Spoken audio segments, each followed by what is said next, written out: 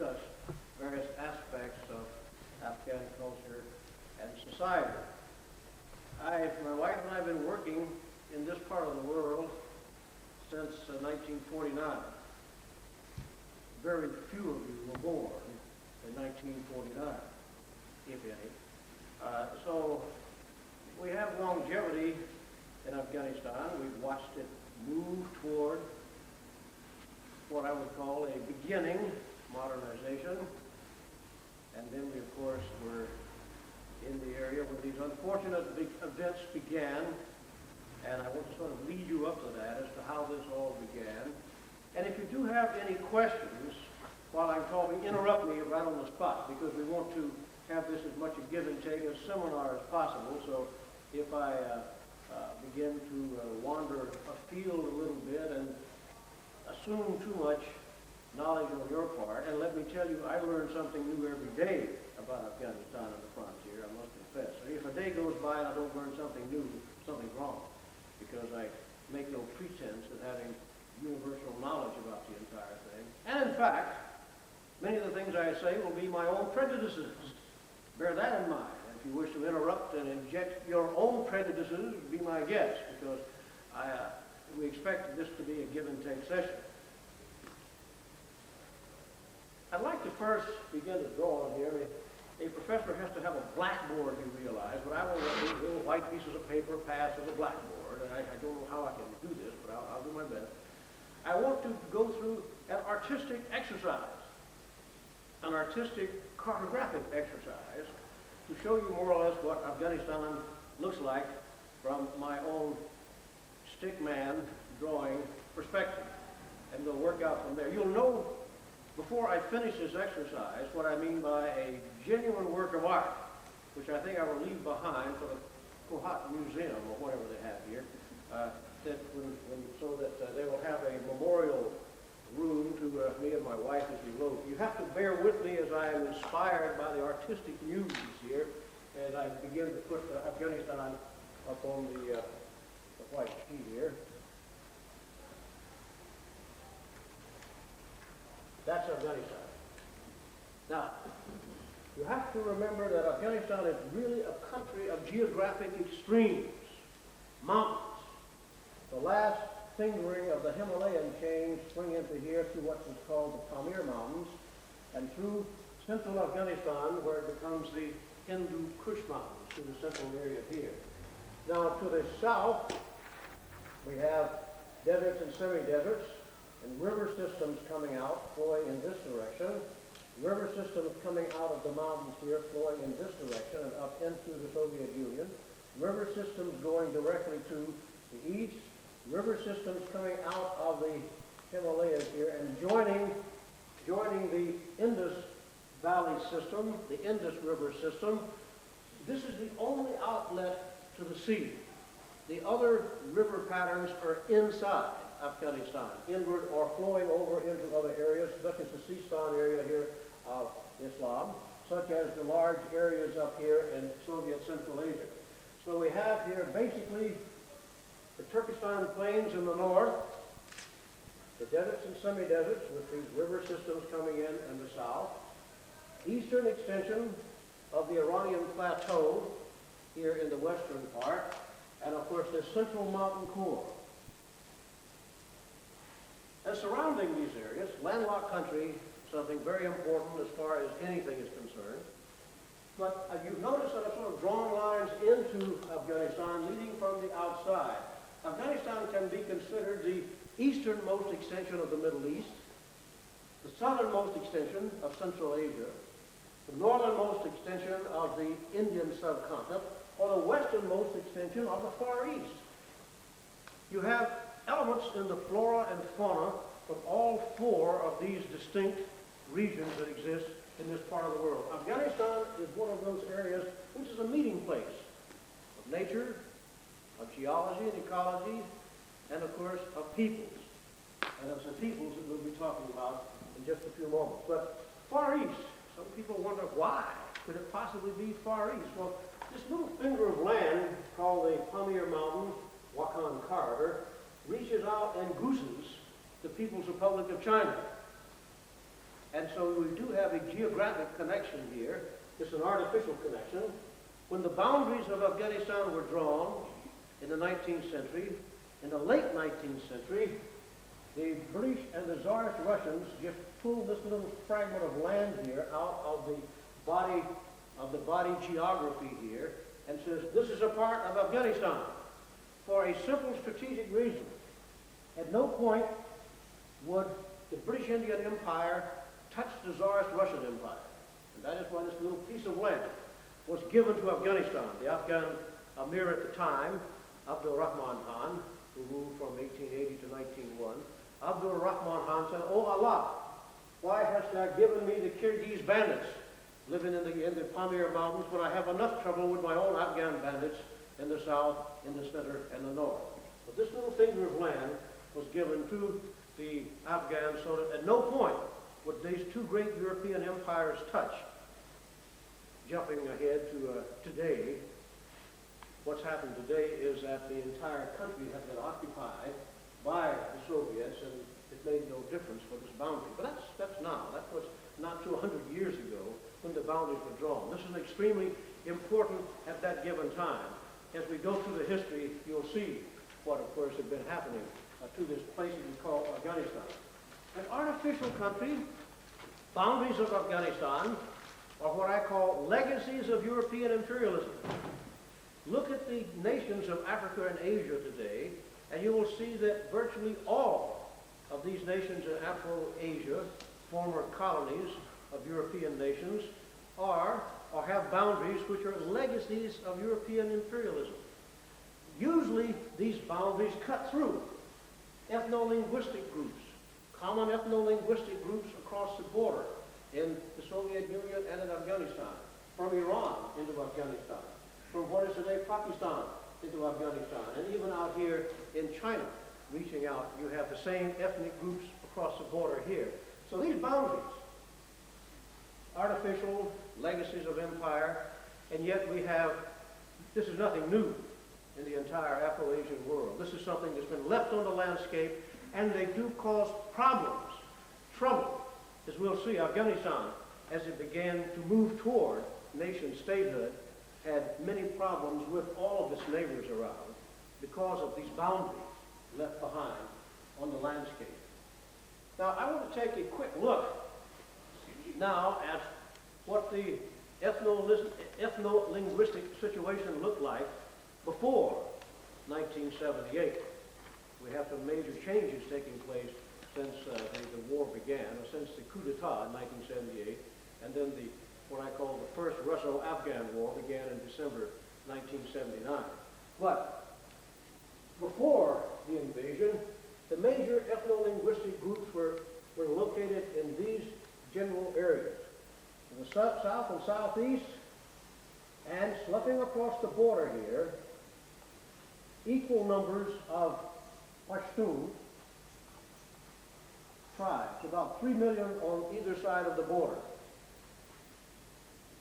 Then you look up into the northern area and you find Turkmen. And the Turkmen have their own Soviet Socialist Republic across the border. You also have Turkmen living over in the northeastern part of Iran, as well as the northwestern part of Afghanistan. Then you move over a little bit and you find Uzbek, Turkic-speaking peoples. And languages. I could go into this in great detail, and I won't. I will just confuse you by throwing out a number of terms that deal with the languages, simply to show you the complexity of this situation. People speaking different languages within a country which is no larger than France in the European scene, and no longer than the country of Texas in the American scene. It's about, and when the war began, about 15 million people. Now this is what statisticians call an intelligent estimate, which I really believe is a wild guess based on inadequate data. That's what intelligent estimates usually are. But about 15 million people is the usual figure that could be used for the population of Afghanistan before the Soviet invasion. jump to a recent statistic. We know that about 5 million or more Afghans are refugees in Pakistan, which has 3 million plus, and Iran, which has 2 million.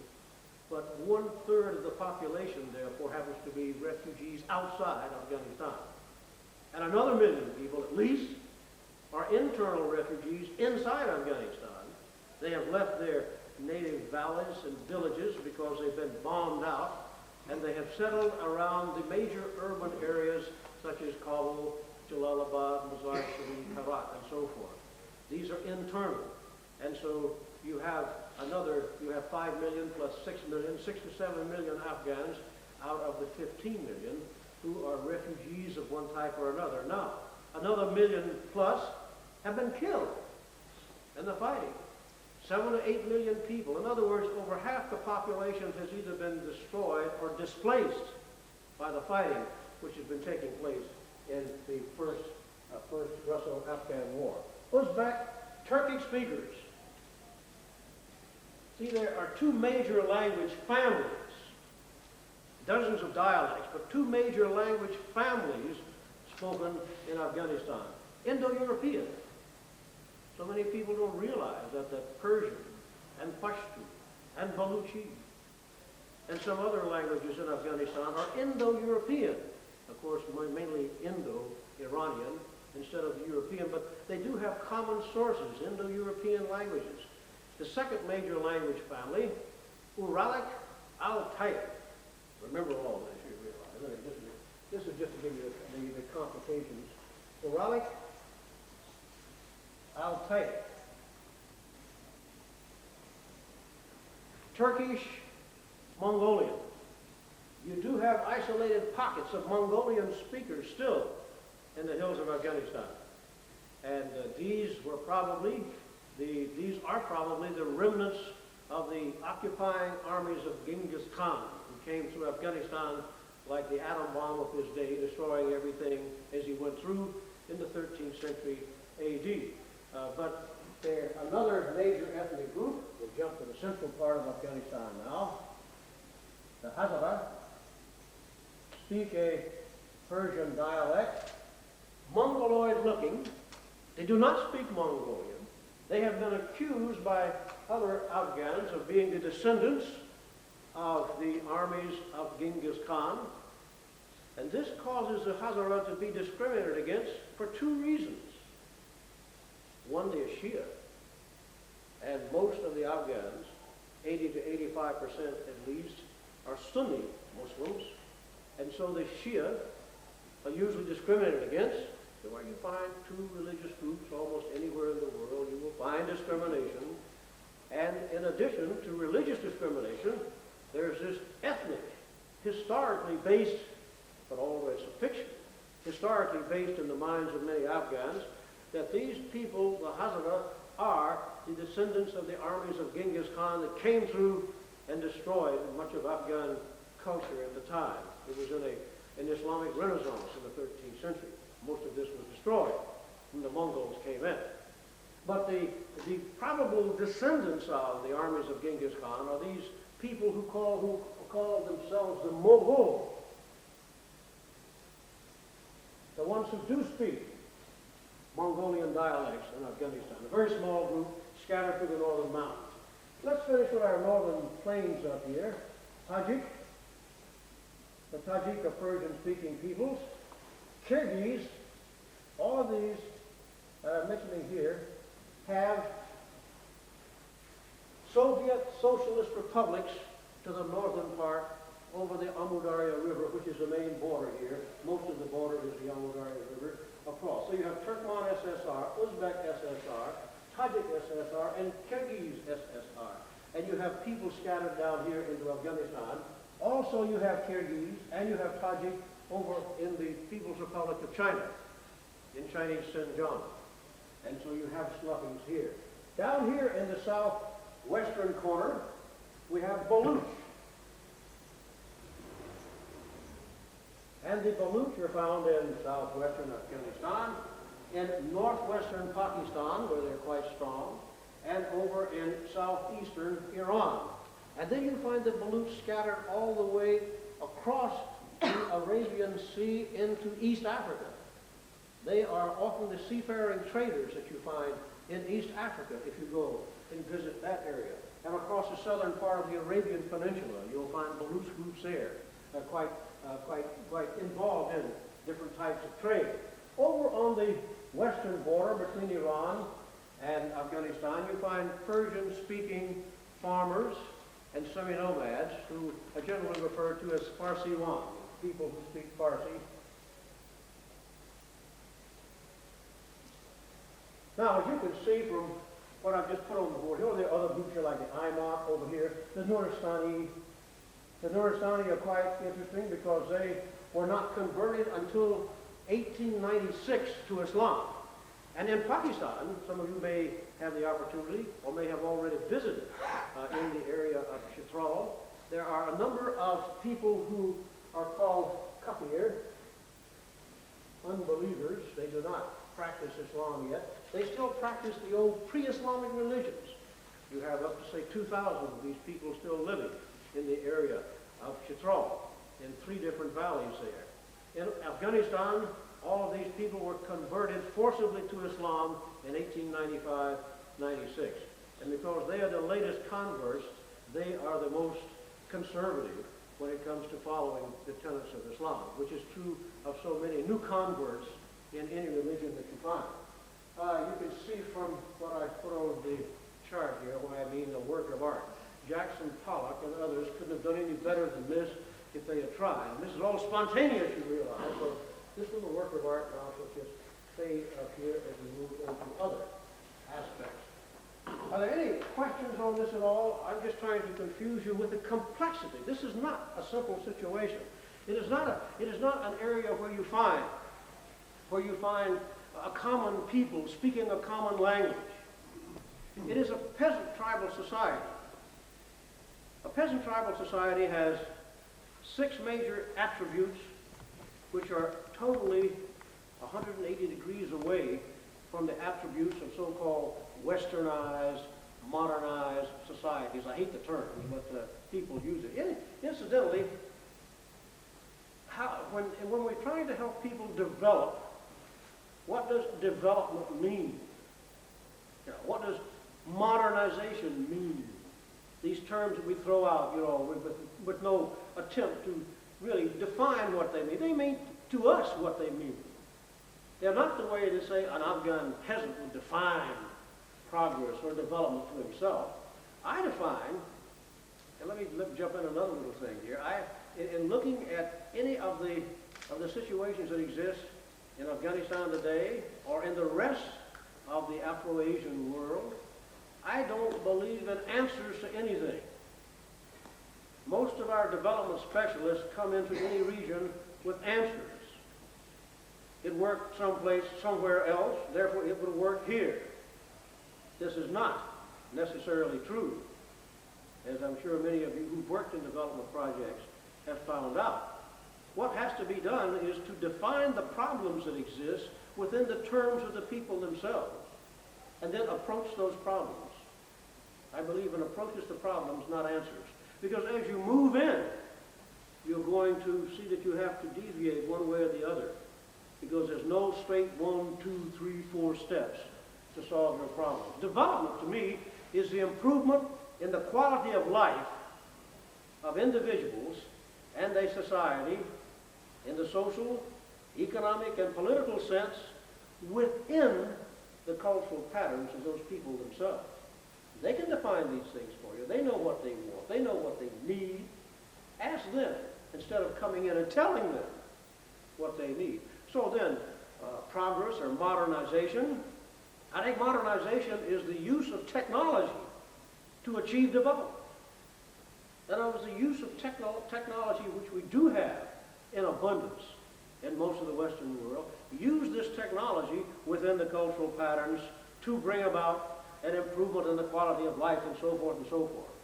And that's just my own little prejudice I throw out for your benefit here. You can either argue with me or argue against me. It makes no difference to me. I'm one of the professor types. I love arguments. In People have some, like even I guess. I am not right on many things. I've been wrong in many things, and I admit it, which is also not a professorial trait, but unfortunately I've developed that way. What are these 6 traits of the Afghan peasant villager? Peasant I usually define as someone basically farming. Tribal, someone who is basically nomadic. Now, in Afghanistan, you have no true nomads. By that, 100% of the people move, and 100% of their income comes from the herds. Now, you very seldom will find that in any part of the world these days. It can be found in certain areas, really desert, Arctic, tropic extremes. You can find it there. In Afghanistan, you have semi-nomadic and semi-sedentary peoples, but no true nomads. How do I define these? Semi-nomadic means that the people, more than 50% of the people travel with the herds seasonally. Again, it's mobility that I have to use for a definition here. And more than 50% of the income of the people come from the herds. Now, they have been evolving over the past century towards semi-sedentarianism, which means, quite simply, that more than 50% of the people stay behind to farm when the herds move, and more than 50% of the income of the people involved comes from agriculture and not from the herds. I have yet to meet in Afghanistan, in the years that my wife, my family, and I've been working in Afghanistan, I've yet to meet a group which has evolved into complete sedentarianism. Because that's that economic mobility, herds plus farming, it gives you a lot of flexibility as far as your economic structure is concerned, and your social structure is concerned, and your political structure. All these are wrapped up in a semi-nomadic or semi-sedentary mode. And this is very important to look at as we take a look at what is happening in Afghanistan now and what has been happening for the past 10 years. But what are these 6 attributes that I mentioned? Well, first, obviously from that little artistic piece of genius you saw there, multilinguicity. Many languages spoken by many peoples, which means that they simply cannot communicate with one another unless they have something of a lingua franca. Now, usually the lingua franca relates to commerce, just as in the East African and through much of the African area. Swahili is really a language of commerce, developed as that, but it then became a lingua franca. Farsi, Persian, is what you find in Afghanistan. Because before the British and the Tsarist Russians came into Central Asia, Persian was the language of the bureaucracy and the language of commerce. In Iran or Persia, obviously, but in Central Asia as well, and in India, in the Mughal court. When the British arrived, the language of the lingua franca, the language of commerce, and the language of administration, of bureaucracy, was Persian. And of course then English replaced that, because when a new imperialist comes into any area, the imperialist then enforces his language on the people who he's trying to dominate, be it the French in Algeria, Tunisia, Morocco, or be it the Germans in Southwest Africa when they had it there, or the Belgians in the Congo. You can go around. Or I can also say the Americans in the Philippines and other areas. We can jump and attack the term imperialist on almost any major nation which has ever existed, and it fits. It fits. Multilinguicity. Second, non-literacy. Most of the people can't read and write. And we shudder when we think of the lack of literacy worldwide. But do not look on literacy as the answer to the problems. It's a tool.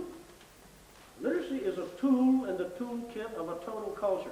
It is a tool, just as a road system is a tool, just as an agricultural practices is a tool, just as a belief system is a tool. These are all embraced in the whole cultural matrix. So literacy is not the answer. You can use literacy, however, for any numbers of things. You can use literacy to create and perpetuate a system of representative government, or you can use literacy to create and perpetuate a totalitarian state. And the percentages really make no difference where this is concerned. In the 1930s, for example, worldwide, Nazi Germany was the most literate nation on the face of the earth, given the percentages, which could be more people could read and write per capita. More newspapers were published per capita. More books were published per capita. And you can just go down the line. And yet, most of us who lived through the period realized that you couldn't really define Nazi Germany as a liberal state with this high rate of literacy that they happen to have. So literacy is not a measure of even intelligence. See, some of the more intelligence is what? It's the ability to define yourself with yourself, the many-faceted creature that you happen to be. The ability to define yourself in relationship to your immediate human relatives, human contacts, bosses, workers, what have you. To define your role within this and do it satisfactorily to yourself and to the outside world. To define your relationship with any governmental structure which exists. To define your relationship with whatever religion you do or do not sometimes believe in. If you can do these things, you have a qualitative sense of literacy. You don't need literacy to do these things. In fact, some of the more intelligent people I've ever met in my life have been in the villages and semi-nomadic camps of Afghanistan and Pakistan and Iran. More intelligent than many of my students in American universities. Some of the least intelligent people I've ever met in my life have been on the campuses of American universities. And I include faculty in that, as well as students. And so non-literacy is important. It's a tool which can broaden the horizons, and especially the technological horizons of people who are trying to develop. But you have non-literacy in Afghanistan is still over 90%. Now, looking at it from the other side of the coin, in most of the Western European areas and in North America, we generally speak a common language. Now, you do have pockets of various other languages spoken in Western Europe, and we still have pockets of other languages spoken in the USA. But generally, the overwhelming majority of the population speaks a single language, so we do not have a real dominance of multilinguicity as far as the patterns are concerned. Literacy, and in this I'm not really talking about qualitative literacy, but quantitative. We have well over 90% of the people in, say, the USA and in most of Western Europe can read and write. But is that qualitative? I simply don't know. The boob tube, the television set, has begun to replace literacy as far as quality is concerned in the United States. I won't speak for Western Europe. I leave that to my friends from Western Europe. But in the USA, I know that this has begun to replace qualitative literacy by people staring at this cyclopic thing here instead of actually using the literacy to move ahead in their understanding of themselves, their environment, their society, their government, the world. Third attribute is that most of the people in Afghanistan, and once again we can extend this to much of the Afro-Asian world and even the Latin American world, most of the people are engaged in basic food production, farming, herding, fishing, hunting, combinations of these. More than 90% of the Afghans, remember I'm speaking now of the pre-war period, more than 90% of the Afghans were engaged in basic food production. An agricultural herding country. Basic food production doesn't mean a thing to us in the USA. In the USA now, 2.5% of the total population is engaged in actively producing food for the USA and by extension for most of the rest of the world because of the technology that we have. We overproduce all the time. And out of that 2.5%, less than 2% of that is actively engaged all the time in producing food because the U.S. government pays them subsidies not to produce food because of the overabundance that keeps coming out. Now this is a difference, a quantum difference that you find in here are people who can simply walk into a supermarket anywhere in the USA or Western Europe and find all the goodies, the gastronomic goodies of the entire world sitting at your fingertips. You push a little cart through and buy anything you want. Instead of spending your annual cycle following a bullock around, plowing, planting, reaping. There's a big difference here in the way of life that people have. And I'm just describing this peasant tribal society as it was before the war in Afghanistan. The fourth major difference is a lack of mobility. I've mentioned briefly the lack of mobility. But this means the lack of social, economic, and political mobility. The lack of the three of these.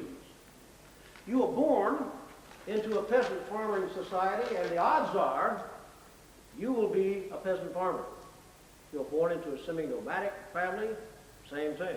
You're born into a shopkeeping family, same thing. Now, we do have a lot of mobility that exists at the upper levels of the society, where people do have the opportunity for education.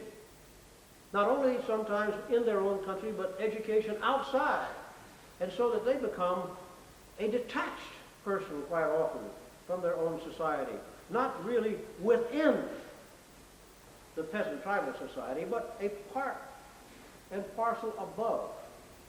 A stratum which exists outside the normal 80, 90, 75% of the society.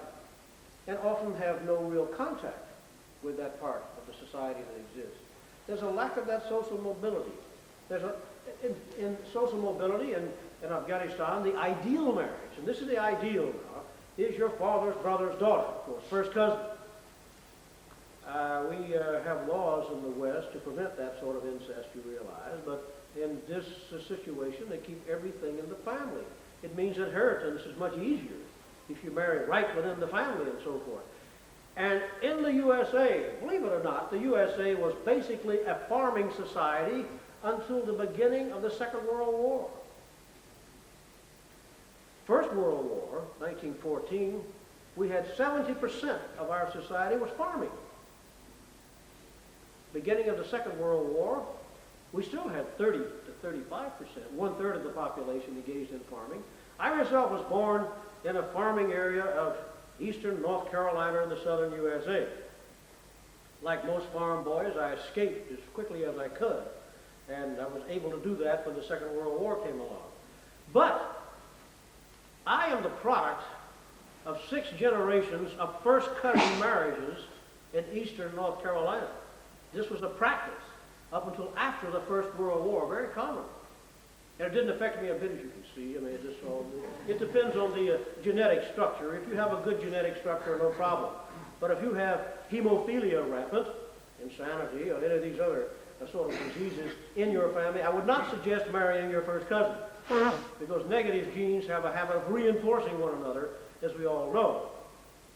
But if you have a good genetic structure, as they do in Afghanistan and as many other areas, because genetic freaks, as the biologists sometimes call them, usually die out quite early in a society, and only the stronger genes survive. So you can marry your first cousin quite safely and produce very strong children, and that's what's been happening in many tribal societies around the world for millennia, as nature itself has taken care of eliminating these negative genes that exist.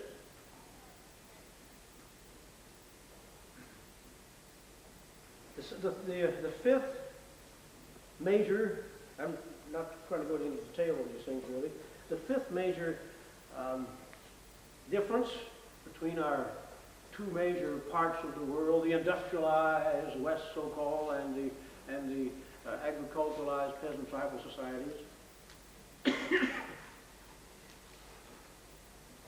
is that there's no adolescence. No adolescence in peasant tribal society. Now, by that I mean the way we define adolescence. See, adolescence to us in the Western industrialized societies is a time of learning away from the family. Now, I'm not including in the adolescent structure here those wonderful physical changes that take place that we all enjoy one way or another, but simply the way culture itself, the way society looks at adolescence. Learning in an Afghan village or semi-nomadic camp is within the structure itself, within the village. And this is very important because all of our learning takes place outside the family structure very early. Now, see, when I began to go to school back in the 1920s, you had to be 6 years old to enter school. I don't know how the magic figure 6 years old came out, but that was it. You had to be 6 years old. And this was ironclad. If you were 6 years old 1 week after school began, you had to wait until the next year. But then came the Great Depression, beginning in 1929. And more women had to go out to work. And so the kindergarten came into being to help take care of those who were before 6. Then the nursery school came into being. And the pre-nursery school came into being. And the pre-nursery school came in. And so practically by the time the child was born, he was taken away from his family for training outside. This has been a pattern. It's been increasing. And I am of the belief that somewhere in some great scientific institution in the West, I don't know what country it would be in, but I am convinced that a team of great scientists are working today to develop an intrauterine television set so they can begin to educate the child even before it is launched from its mother's womb. I mean, I don't laugh at that. I sincerely believe that sort of thing's going on. So, but still in the Afghan village, it was the 3 different levels existed. You had the grandparent generation, you had the ego generation, the mothers and fathers, and then of course you had the grandchildren.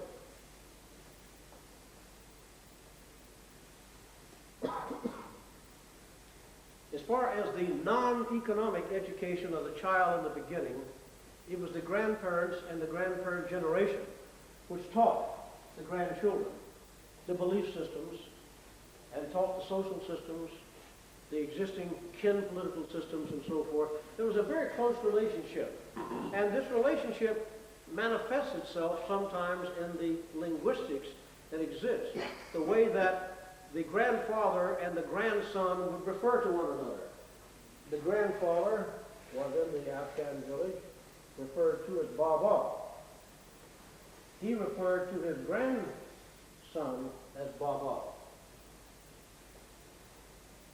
It's important, a linkage of the past with the future. This group was the present. They were the economically productive, biologically productive unit. They're the ones who taught the children as the children got a little older as to where their economic roles would fit in a society.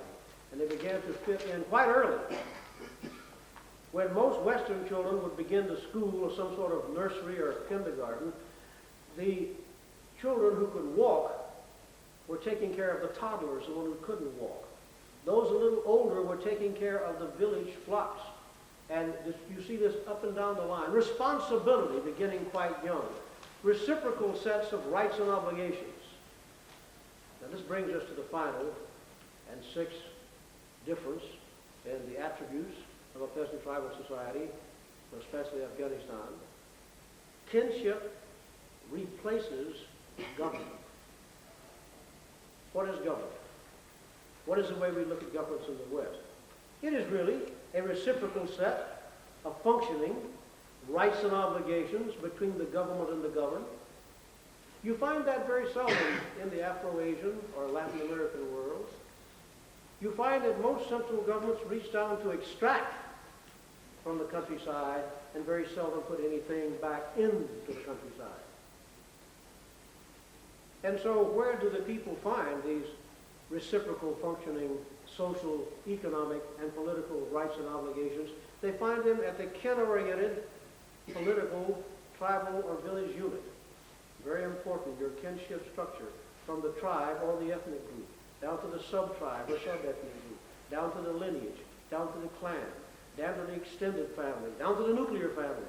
At each of these levels, you have extended rights and obligations that are reciprocal. And this means that the people are taking care of themselves. That's one reason that the Afghan refugee has been able to do reasonably well with the constrictions that are there. This kin-oriented system has been triggered off by the disasters that struck in Afghanistan. The Pakistanis themselves have responded the same way within their own areas, because there have been three things which haven't happened in this fantastically complex, world's largest single refugee problem in Pakistan. There have been no epidemics. There's been no starvation. And no major outbreaks of violence. And so it's not even interesting to the world press. If you had children lying out in the streets with their extended bellies starving to death, if you had people constantly at each other's throats killing each other, the world press would be here constantly, filming everything and encouraging it if they possibly could. But see, this is all fitted into the cultural patterns of both the frontier and Afghanistan. And it begins to wear thin after a decade, but it's still there. And this is extremely important to recognize, that the culture itself had been triggered off by the disasters that occurred. See, I used to call Afghanistan an inward-looking society. Inward-looking, rural Afghanistan. Because that's the way a village is structured. That's the way a semi-nomadic group is structured. To be inward. Because here is where your rights and obligations are. You know the other people around. Often you fight with them. In warfare is an extremely important institution in Afghan society, no matter what the group. Incidentally, one of my specialties in anthropology is the study of warfare. It's a hell of a thing to do, but somebody should study warfare even more, I think, because you'll come up with the approach, not the solution, that this is devastating and it's been getting more devastating through time. But that there are two institutions which we can trace back from the beginning of hominid existence. One is the family, the second is warfare. And warfare grew out of the family. The fights within the family, the split-ups of the family. In legend, in the Bible, Cain killed Abel. One was a farmer, one was a nomad. Read it carefully. All of this comes out in all of the mythology that any religion has. The split between the nomad and the farmer. The breakup of the family caused by warfare. I do not mean to imply that I think that humankind is basically aggressive in nature. I don't know. I don't know how you can really find out. I just say look at the track record. The entire history of humankind, warfare, preparation for wars, or the avoidance of wars, which in itself is a form of conflict. Oh, but, we humans fought the war to end all wars with the First World War. That was one of the mottos, if you remember. The Second World War was going to end all wars. And we have had 200 plus wars fought since the Second World War. And there are 30 so-called small wars being fought today. Check them around the world. Warfare warfare in Afghan society is very important, and that has had a lot to do with how the Afghans have responded to the Soviet invasion. Afghan folklore and folk songs are full of tales of war, teaching people the values of the society. See, folk tales and folk songs are not simply as we in the West use them. In the West, we use folk songs primarily to protest something. In Afghanistan, the villager and semi-nomad uses his folk songs to perpetuate something, not to protest, to tell them what the values of the society are. What will happen if they do something? What will happen if they do not do something? And warfare, the war theme runs straight through it constantly in this. And that, of course, why the Afghans have been so successful in their resistance. The basic personality type, male personality type in Afghanistan, I'll leave the female basic personality type to my wife tomorrow, but the basic male personality type is the warrior poet, a man who fights bravely in battle and who articulates well at the village council. Remember, he can't read and write. But many Afghans are natural poets. You don't have to write something on a piece of paper to be a poet. In fact, poetry should be expounded. It should be read aloud. It should never be just looked at on a piece of paper, because poetry is not that kind of art. It should be expounded. And many of the Afghans in their village jirga, their majlis, their village councils, are extremely articulate in drawing on their history, in drawing on nature around them, in drawing on their own past experiences. And they're the ones who become the charismatic leaders of the society. The man who's the warrior and the poet. Many people cannot combine the two. In fact, most people can't. But the war in Afghanistan now has given the young men the opportunity to try to achieve these two ideals in Afghan society. Warriors and poets. Much poetry is coming out of the Afghan war now. Much of it comes down to Peshawar, and a sizable amount of it is published by the various Mujahideen publications. Some of it's awful, but that's beside the point. They are trying to be warrior poets. Some of it is superb. Some of the best poetry in Persian and Pashto now are coming out of the Mujahideen, who are doing fighting across the border. And their war poetry should be published sometime soon, we hope, in several volumes. So it's the warrior poet. Remember that. It's important in all of the Afghan ethno-linguistic groups. What I'd like to do now, I've sort of run through the pre-war ethnic, social conditions in Afghanistan with the political scene looked at in the countryside. I'd like to look briefly now at the history of Afghanistan, how it really evolved in the way it is today. And for that, I really have to go back to prehistory. I'm basically an archaeologist. I've excavated many sites in Afghanistan, everything from the lower Stone Age up to the early Islamic period. I haven't done this by myself. I assure you I've had the assistance of more than 60 students and professional colleagues over the years since 1949 to help excavate these sites, with the assistance of Afghans who had excellent trained archaeologists themselves and were cooperating with us in this. But we can go back. The earliest archaeological material we find in Afghanistan dates about 500,000 years ago. Lower Stone Age material found in the central mountains of Afghanistan around old glacial lakes that exist. And we find Mousterian, Middle Paleolithic. We find in the upper hills of Badakhshan, up near the Chinese border, a site which has produced skulls. Oh, got a map there?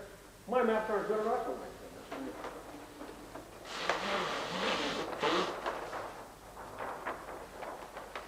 You all see the map? Oops, over here, about here, I can't quite see it, in this area up near the Soviet Union, we excavated a cave site here which had Mousterian or Middle Paleolithic type stone axes and points and so forth, along with a partial skeleton skull, which has more or less half Neanderthal characteristics and half modern Homo sapiens, a transition thing. Now, one site does not make a whole period intact, and we have to have more excavations there, but this hints to us that in Central Asia we're beginning to see the evolution of the Neanderthal type hominid creature into what we would call the modern Homo sapiens. Now, we need much more evidence on that, but the evidence is there. We do have, however, significant amounts of evidence to show that Afghanistan, northern Afghanistan, was in the zone of the origin of wheat, barley, sheep, cattle, goat complex, the so-called Neolithic. And this, between 9 and 11,000 years ago, in sites down in here, we found evidence in various cave sites and in open-air sites that this exists. Now, what has happened, if we take a look at the map all the way across to Turkey, between the 34th and 40th degrees of north latitude and about 750 meters above sea level in the foothills, all across this zone, is where we find any number of caves and open-air sites with this type of Neolithic developing. So this is a zone of development, a very important zone as far as the Western world is concerned, because our basic foods are the wheat, barley, sheep, cattle, goat, and so forth. Now, of course, other areas of the world have also very important horticultural and agricultural development, but in this part of Afghanistan, it's more or less the easternmost extension of this type of agriculture, very important for us. Now, I can run through period by period, site by site, but I certainly will not do that. I will say that what begins to happen when we have our first historical evidences of Afghanistan, before that, I should mention the Indus Valley, yes. We have sites from the Indus Valley type in northern Afghanistan. Incredible, because the trade from the Indus Valley, from about 5,000 years ago to about 3,000 years ago, is absolutely incredible, the amount of trade that went on. We find in Afghanistan, for example,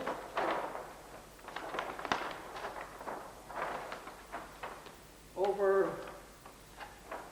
in this area, actually farther over here, is near the lapis lazuli mines.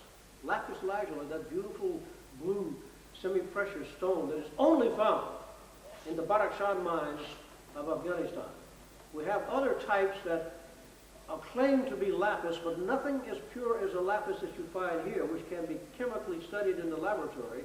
And we find all the way from the tombs of ancient China to the Old Kingdom tombs in Egypt, this lapis lazuli spread all the way across with trade. Very near the lapis mines, we also found a mound which delivered up to us about 50 objects of gold and silver which had been manufactured in Mesopotamia, in the Caucasus, in India. This was a great trading area where people brought things for trade, and very near there we have these, it's a luxury trade. No real commodities at all going through here, all a luxury trade. And this trade across the lapis route went all the way out from Egypt to China. And we have a few spots here and there which indicate that. Then we have the first real historic evidence in writing took place in the period of the Achaemenid Empire, beginning about the 7th and 6th centuries BC, where the Persians, the Achaemenid Persians, extended out into Afghanistan, the area we call Afghanistan, into Central Asia, and even down to the frontier in India. The Persian Empire at that time extended all the way out from the Mediterranean Sea through Turkey, all the way out through Central Asia. And of course, in the 4th century AD, a great figure came on the scene, Alexander the Great, a fascist conqueror, if there ever was one, but that's beside the point. We shouldn't use terms like that in making a discussion of anything. Alexander the Great was still a great one. He did conquer. He defeated the Persians and conquered the Achaemenid Empire. In the process, he burned down the best libraries the world had ever known at Alexandria in the Egyptian area and at Persepolis in Persia. He did that by mistake. In Persepolis, he and his companions, as they were called, had a big drunken brawl, and one of the concubines of one of Alexander's generals goaded them into setting the entire city on fire. Well, they did that just for a lark, more or less, to destroy one of the finest cities of the ancient world. But Alexander did come into Afghanistan. He ran into a lot of competition here. We find, of course, he was defeated in a number of places, and people don't even talk about that. He ran up against the Scythian tribes in Central Asia, and they gave him a hard time. He had to finally come down, leave Afghanistan, come down to what was India at the time, near the Jhelum River in Pakistan today. He fought a great battle there and defeated the great Indian ruler of this whole part of the frontier and part of the Punjab. And then Alexander wanted to go all the way to China. His troops revolted finally and said, let's go home. We've been away for too long now. More than 10 years fighting a bloody war. What do you want us to do? And so Alexander sulked in his tent the way any general will do when his troops go up against him, and finally decided that they will come back to Babylonia, which is where he died at the age of 32, if I remember correctly, still dreaming of worlds to conquer and so forth.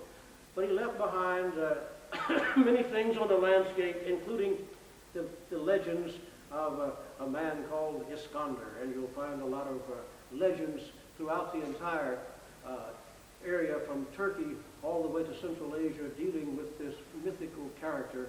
So many of them think of Iskander. He is a great figure in mythology and in folklore. But in the northeastern part of Afghanistan, about here, at a site called Ai-Honum, the French uncovered the easternmost Greek city, a genuine city, the largest Hellenistic city ever found, with an amphitheater which could seat almost 5,000 people. They had a wall built around themselves to isolate themselves. They were the imperialists governing the local people. There's a Greek cemetery there, within Greek script, of course, telling where the people came from before they died. There are temples there, combination orientalized in Greek, and I can keep going. It's a fantastic site. The easternmost Greek city ever found is found in Afghanistan. See, Afghanistan has always been in the center of the action. It wasn't Afghanistan at the time. It didn't begin to become Afghanistan until 1880, a real reset as we keep moving along here. After the Alexandrian period and the period of the so-called Greco-Bactrian states that existed in northwest India and in what's today Pakistan and into all the way up to Central Asia, a great trade began. Trade had existed before, but the greatest trade routes between the 1st and about the 6th centuries A.D. extended, pardon me, from ancient Cathay, from China, to the classical world, all the way across. And this, in Afghanistan, some of the finest archaeological sites excavated by the French in the 1930s and then in the post-World War II period. They found storerooms with items from the known, all over the known world, lacquerware and silks from China. Incidentally, this trade route is known as the Silk Route coming across there. Excellent pottery from China. Amber from the Baltic area. Gold and furs from Siberia. Beautiful pornographic plaques from India. Glass from Phoenicia. You just keep going. These storerooms were fantastic. Luckily, they were destroyed, probably by my wife's favorite people, the Kushans, in the early centuries A.D. The small city of Begram, which is a big trading entrepot, was destroyed, and it was covered with a whole layer of ash. Now, what archaeologists like more than anything else is a disaster. Warfare will destroy whole areas, and beams will fall, and it will be preserved for all time. Also, you can use this burned wood as carbon-14 dating. You can get fairly accurate dates from using the burned items. Now, in cave sites, for example, there's nothing an archaeologist likes to find that a whole family of Neanderthals crushed by a rockfall to be immortalized by the archaeologist when he comes in. But disaster, as I say in warfare, is the tool of the archaeologist. If things go on normally, people just build on top of other things and keep building on top of other things, and you have no ruins. Without ruins, archaeologists wouldn't have a thing to do. So we support warfare through time. Well, I shouldn't say, no, we don't do that at all. But in this whole period, until the Muslims came into the area, primarily in the 8th century, 9th century, really began to have themselves be felt strongly in Central Asia and in the Indian subcontinent. Until that time, we had that great trade route going back and forth. And one of the reasons for the shifting of the trade route, this time by water, was because of the breakup of that trade route, which took place beginning in the 13th century with the invasions of Genghis Khan, and then later with the Turco-Mongol invasions under Tamerlane. But what was just as exhausting and just as damaging to this trade route were the fratricidal wars that took place in the area of Afghanistan or Central Asia and any other area that we can look at across the map, because the main political patterns here was what I call political fusion and fission. In any given area, well, Genghis Khan is a classic example. He was only the leader of a very small clan of Mongols in the beginning, but he had charisma. He had military skill. He had bedroom skills. See, what you did is you married off everybody in the countryside, and you married them to yourselves and gained loyalty from the people around. And so what would happen is that a charismatic leader would gather unto himself all of the local tribes through various means, and then he would begin to expand his empire as far as he could go. And this meant Muslim empires, Hindu empires, Buddhist empires. They spread throughout the entire area. So you had this sweep constantly of fusion. Then with the death of the founder, or possibly the death of his son, or even sometimes lasted as long as his grandson, with the death of the founder, or some near founder, the breakup began. On the edges of the empire, governors and others would begin to declare their independence and create their own small little kingdom. The process of fission had begun. And then later, another strong man would come to the fore. And we would once again have the process of fusion begin, and then later fission. This took place all the way up until the beginning of the 19th century.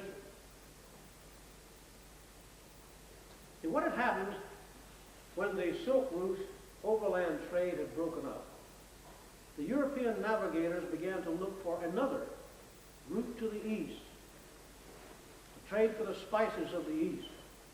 You remember Christopher Columbus, in his infinite wisdom, decided that he could sail to the west and reach the east.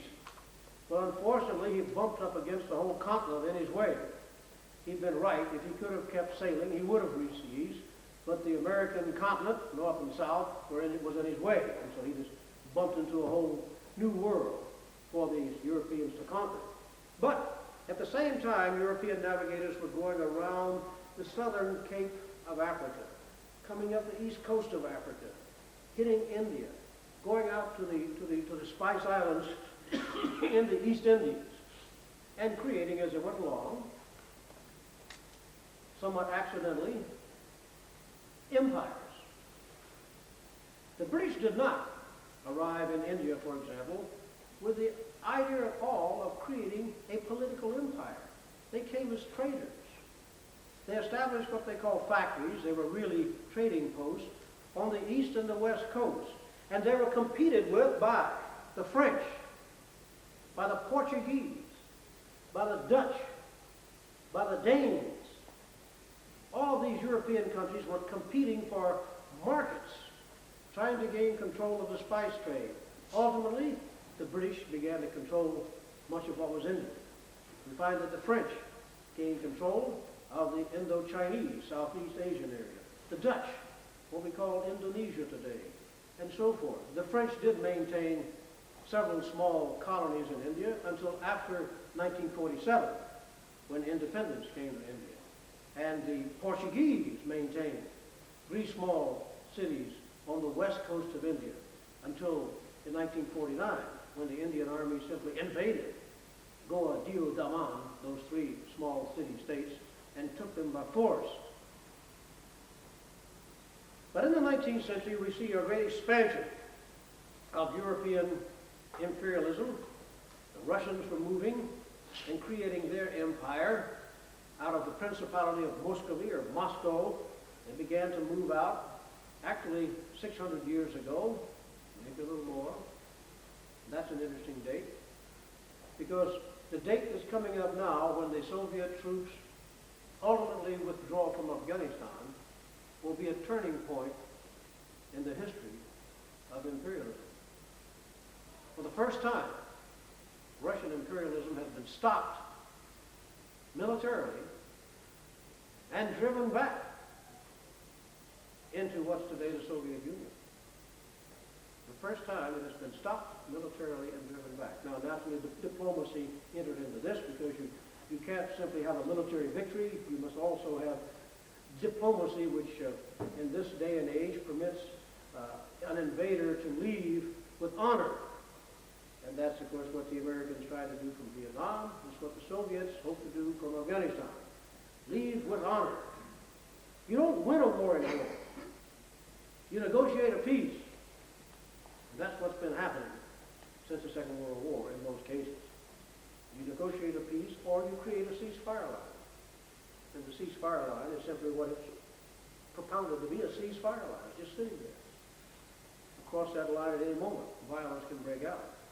A ceasefire line is no answer to any problem. New approaches should be found.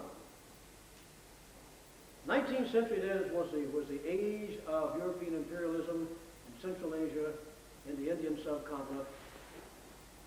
And during this period, the British fought 2 major wars in Afghanistan. 1838, 1842, and 1878 to 1880. And both of these wars were fought because of British fears of Russian movements out of Central Asia down toward British India. These 2 wars were fought to protect the frontiers of the British Indian Empire. Both are extremely interesting, and deserve an entire television miniseries, because the way they were fought, the political end results of these wars, extremely interesting. Now, most British histories will tell you that the British won the First Anglo-Afghan War and the Second Anglo-Afghan War. I tend to differ. Let's look at what happened. In 1839, the British did reach Kabul, Afghanistan, having defeated the Afghan armies in the field.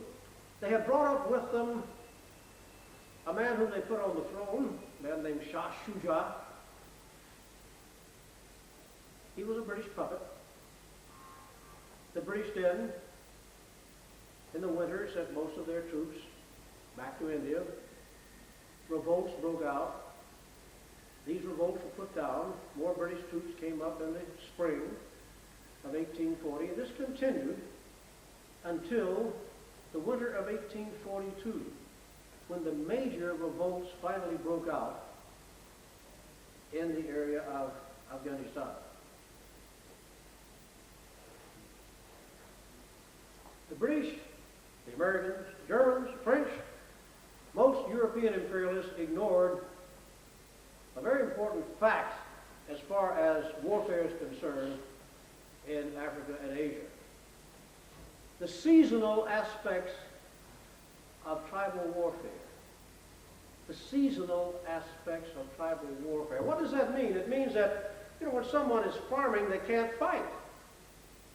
And so during the seasons for farming, the spring and the early winter, during these seasons, it's difficult to bring together a large tribal army to resist any outsider. Now, General George Washington of the American Army during the War for American Independence had the same problem that any other general had during this period of the 18th, 19th century. When the time for agriculture came, Washington's army of militia just disappeared. His regular Continental Army stayed intact, but this was only about one quarter of his entire army. The militia from the states disappeared to go farm. In the winter, they'd come back to fight again. This is what happened in Afghanistan. The British would always invade Afghanistan, or the frontier for that matter, at the optimum climatic time of the year. Well, this was the optimum time of year for maximum agriculture and herding. And so the Afghans could not get together to put up a united front against the British when they came in the spring and the summer. But then the British would always send their armies back to India, or most of it, for the winter because it was too cold up there in those Afghan hills. And that's when the Afghans could get large bodies of troops together to attack the British, which is what they did. So in January 1842 began one of the major British military defeats in the history of warfare in Asia. The retreat from Kabul to Jalalabad. Over 15,000 persons began that retreat. Only a few hundred survived. Now again, mythology comes into play, and you'll see in many history books in Great Britain, or histories of the war, that only one man, Dr. William Bryden, his sword broken, his horse wounded, Bryden himself almost dead, arrived at the fort of Jalalabad. He was the only Englishman. The British Indian troops didn't count. The usual racism would be fine where this sort of thing is concerned. And in any event, a number of the British ladies and their husbands have been taken hostage by the Afghans, well treated and kept in various parts of Afghanistan, and they survived as well. So Dr. Bryden was not the only survivor of the British retreat. He was the only Englishman to reach, I take that, he was the first Englishman to reach Jalalabad and survive. Several other Englishmen reached Jalalabad, badly wounded, and died. And they don't count either, but they did reach there and so forth. But then it comes to spring again. And two British armies are sent up. One from the western side, one from the southern side. Armies of revenge, armies of retaliation that came up to the capital, Kabul, burned down the covered bazaar in a fit of anger. This was in retaliation for the British defeat. They went to the beautiful little town of Iskalif and destroyed that. The Soviets destroyed it as well about 6 years ago. Destroyed Iskalif, because Iskalif had been one of the major centers of resistance to the British when they were there. And then the British armies left in the early fall of 1842. And they brought back from India the man they had overthrown in 1839, Dost Muhammad Khan. They decided he wasn't a menace to the British Empire anyway. And so the British left, and as they left, the Afghans did what I call herded them. They treated the British as a herd of sheep and goats leaving, and they sniped at them all the way. Now, I don't call this a victory. The man who was sitting on the throne in 1842 was a man whom the British had overthrown in 1839. And as the British troops left, they left being guided out, being herded out by the Afghans. And of course, Dost Muhammad received a lot of support for his having come back. Then again, we have the Second Anglo-Afghan War of 1878-80. And what happened here is that the Amir on the throne, Sher Ali Khan, wanted to maintain his independence of both either the Russians or the British. But the Russians, of course, out-snookered everybody, and they sent in a delegation of Russians to Kabul, the capital of Afghanistan, and the British had already been denied the right to do this. And this was an insult the British honor. So the British were worried again about Soviet penetration, Russian penetration of Central Asia. So what they did was to send up an army, defeating the Afghans again initially, leaving an escort in Kabul. Then the winter came. The Afghans revolted, wiped out the garrison in Kabul once again. Sir Louis Karinyari being the political officer there. And there's a monument in Naushira to the guides. If you want to go to Naushira while you're here, go. Pardon? Mardan? Well, she probably was born. I forgot. Anyway, somewhere there is a big monument to the guides, and if you go there, you will see it's sort of the size of a large building with the names of the men who were defending the residency in Kabul in that 1880 period. Now, then the British set up another army of retribution. And the man who was on the throne at the time, who would replace Sher Ali Khan, a man named Yaqub Khan, signed over to the British most of what we call the Northwest frontier today. And this has been a thorn in the diplomatic sides of Pakistan and Afghanistan since 1947, plus another boundary which was drawn at the same time, or back in 1893, whatever. So we see the British coming back up again in 1880, taking Kabul again, hanging literally hundreds of Afghan resistance fighters, whom the British call rebels naturally, from inside the city of Kabul as a symbol to those who might want to resist once again. But what happened then is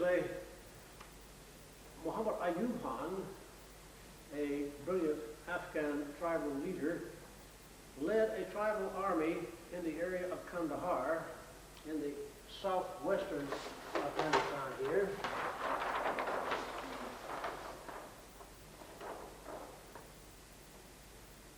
Oh, here it is, down here. In Kandahar, he led an army down from the north, and the British sent out their troops to meet the army at a place called Maiwand, and there the British were decisively defeated, driven back into Kandahar. Maiwand. Any of you who are fans of Sherlock Holmes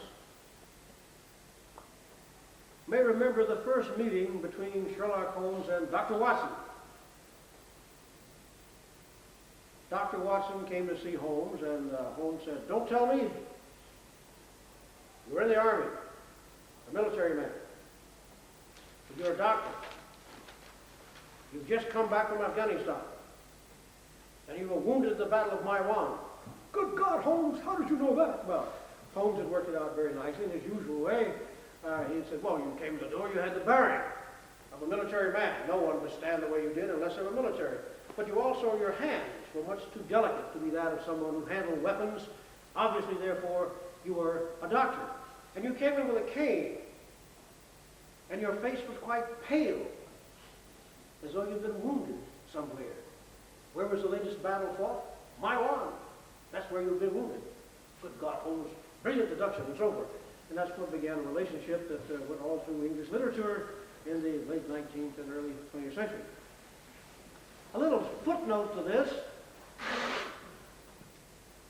In the mid-1960s, the Baker Street Irregulars, Holmes's office was on Baker Street in London.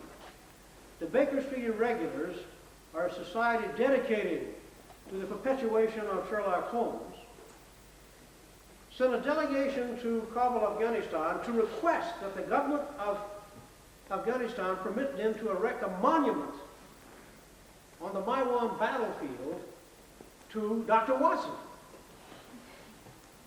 The Afghans could not understand this.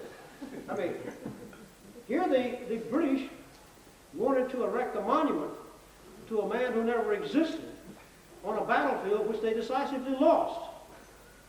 Well, this sort of died a natural death, but this proposal did. It was just something that I was sort of taken aback myself with this sort of thing, but typically British and beautiful. I think they should have put it up there, and they had the chance to do so. It would have been a very fine thing, but it didn't happen.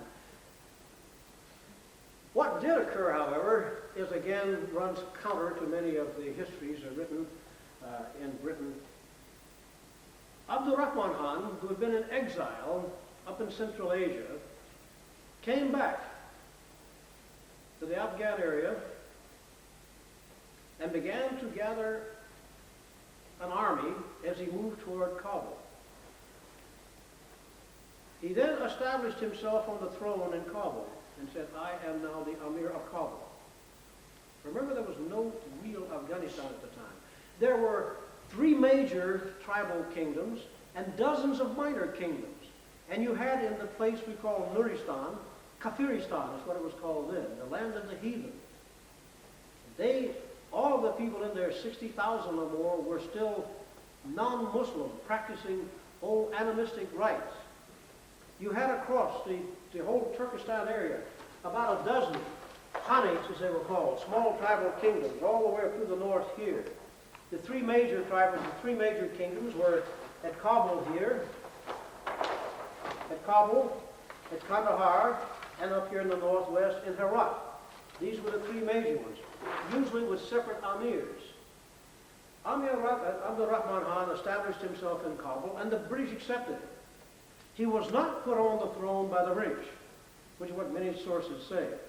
The British accepted him because, logic, although Abdul Rahman Khan had come out of Central Asia dressed in a Cossack uniform, and some of his troops were dressed as Cossacks as well, the British reasoned that, although Abdul Rahman Khan obviously hated the British, he would also hate the Russians as well, and as hard as he hated the British. And the British were right.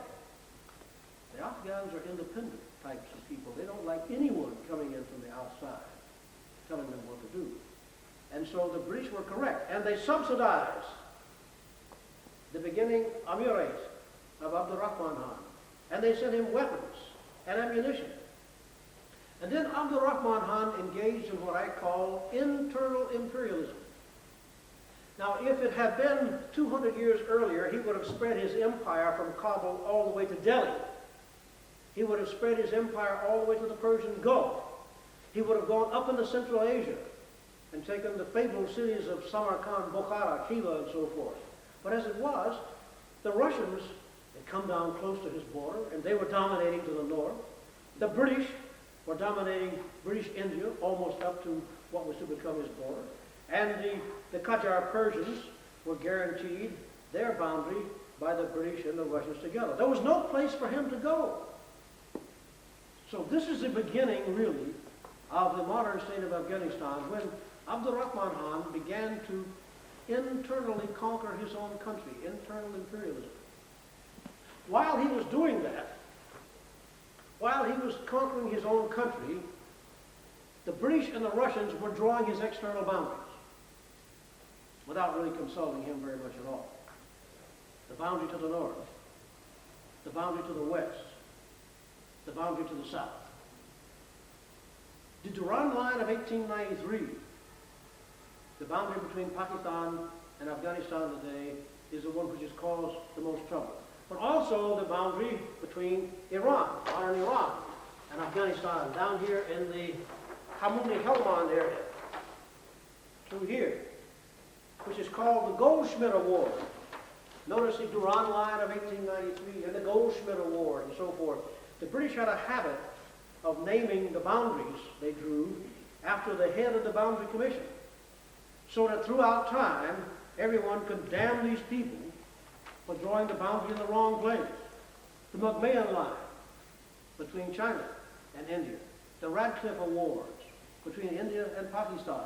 All of these gentlemen have themselves damned constantly by people on both sides of the border. So Abdul Rahman engaged in internal imperialism. The British and the Russians were drawing his external boundaries, and Therefore, we see the beginnings, really, at this point in time, of a modern Afghanistan. Abdul Rahman Khan ruled from 1880 to 1901. He died in bed, which is strange for an Afghan ruler. Most of them were assassinated in one way or another, and we find that even true up into the 20th century, as we shall see. But Abdul Rahman Khan left behind a legacy of the beginning of a modern Afghanistan. He had drawn provincial boundaries.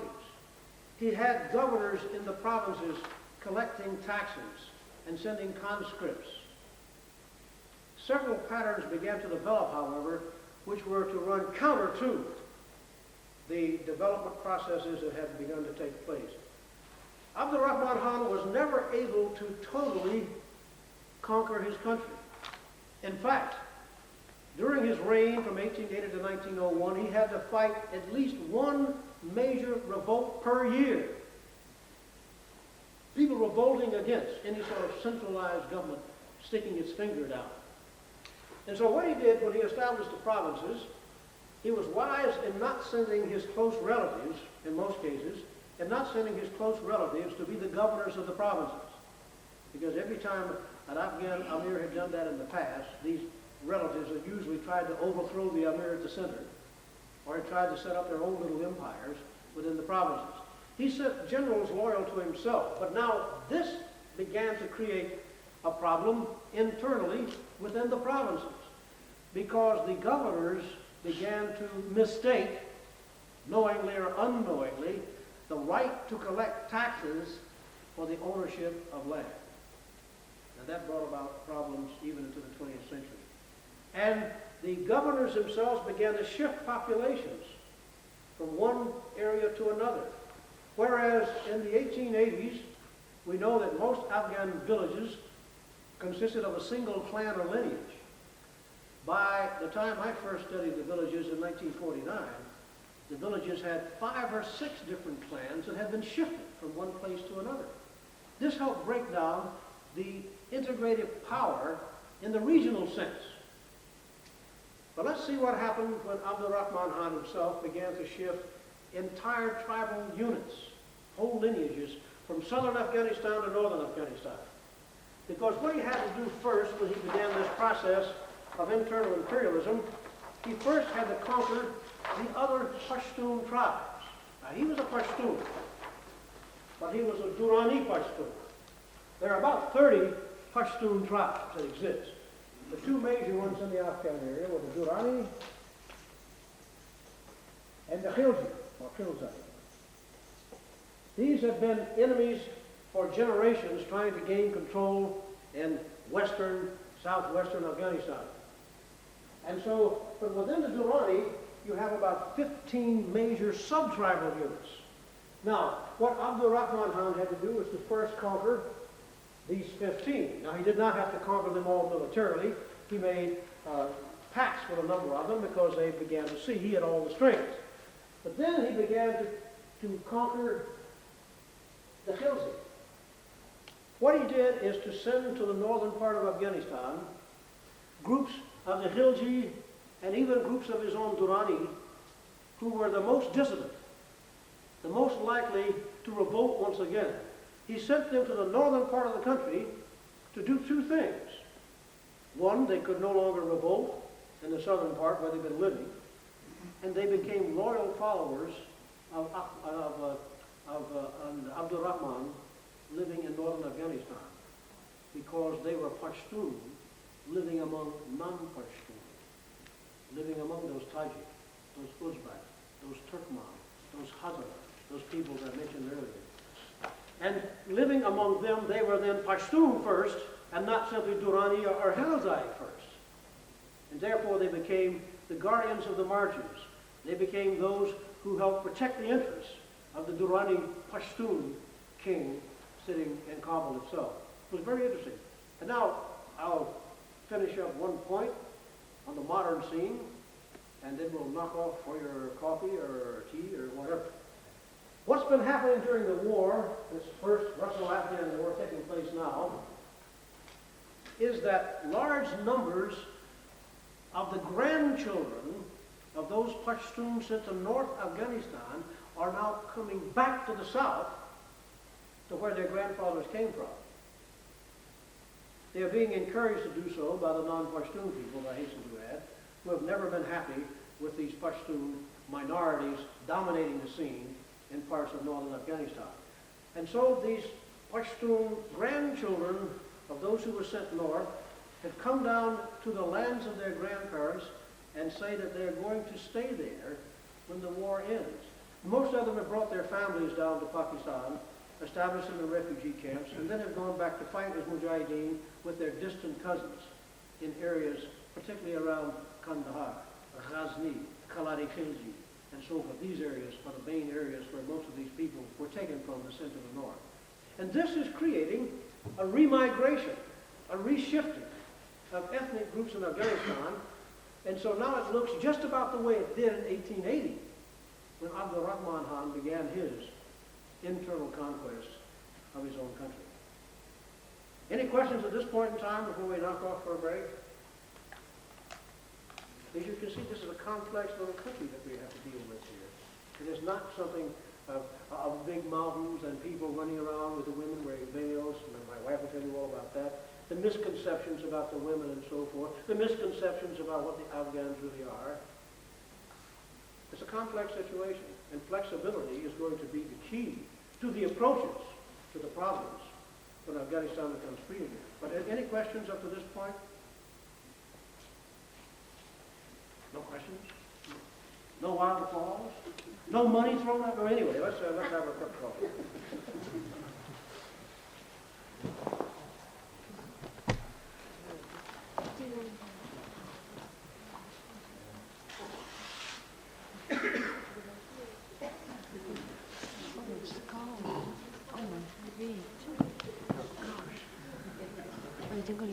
El tipo es estupendo, ¿eh?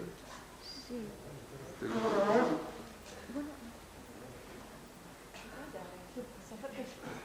Lo que pasa es que ya sabe tanto.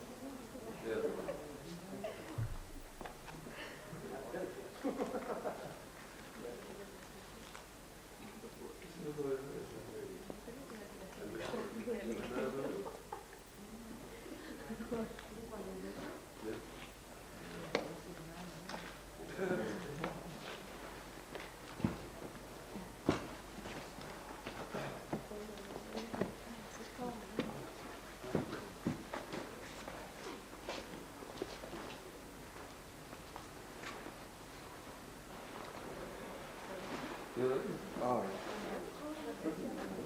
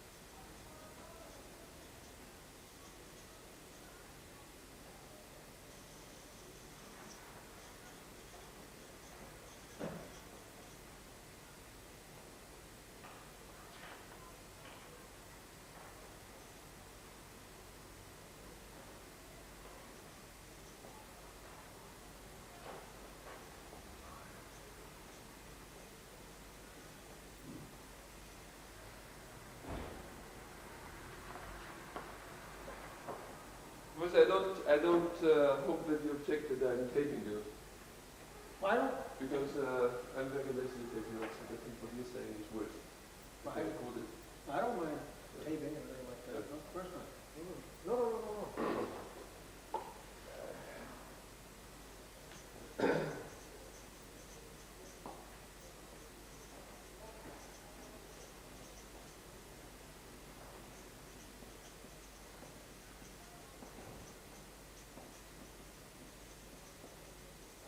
Some people have approached me and asked me if you could give us a list of the publications which can be bought here, because I want to buy your books.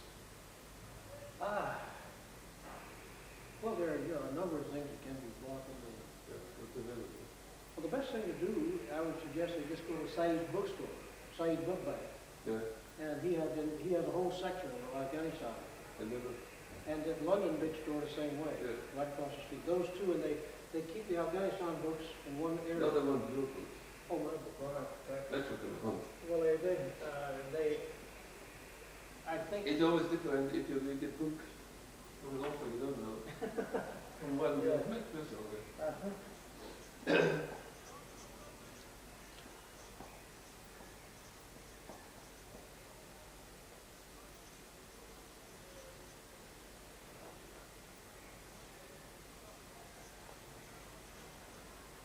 Whatever you say, I can call the people better.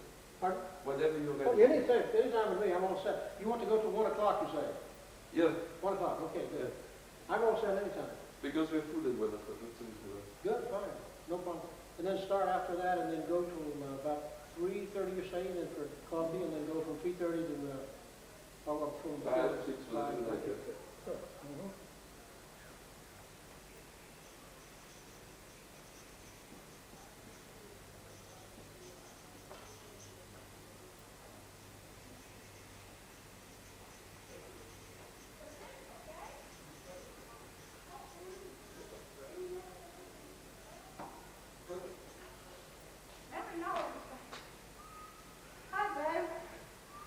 Now, babe, Super, I don't know how you do this. do what? Why you gauge the time so well? Ma'am? You gauge the time so well.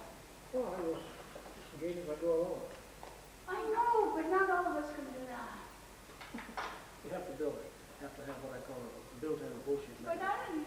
So you're going to show us a movie or what? Well, Oh, we got all this high technology here. look at that thing. You're standing up on, like a podium. It's fantastic. I expect to see this. All these nice red velvet chairs here that you can sit in. I think I'll just sit up here for now. Pontificate. I let you sit there and then we should all sit here. Pardon? You should sit there and we'll sit here and then we can get this sound of give and take. Well, Yeah. My blessing and so forth.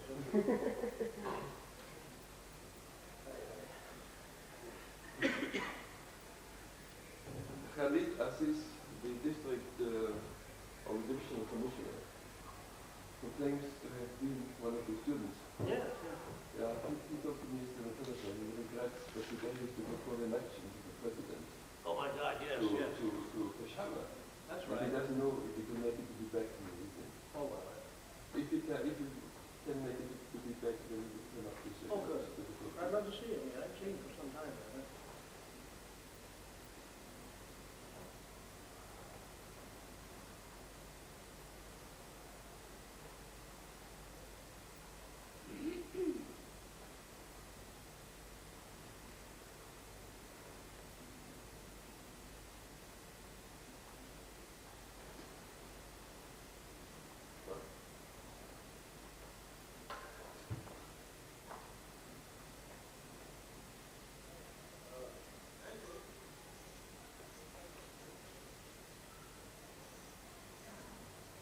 the lady in cotton.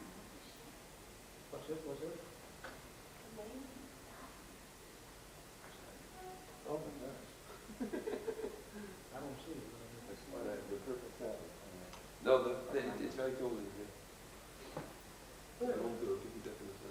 Wait, well, you got that sun, it's summertime. All right, it's Radical difference.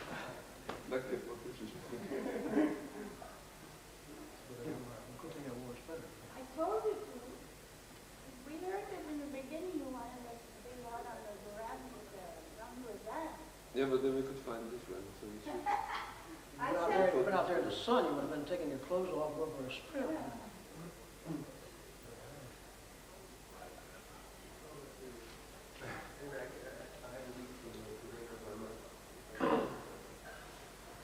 I didn't talk so long.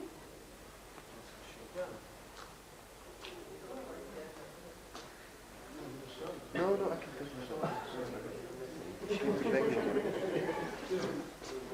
It's good.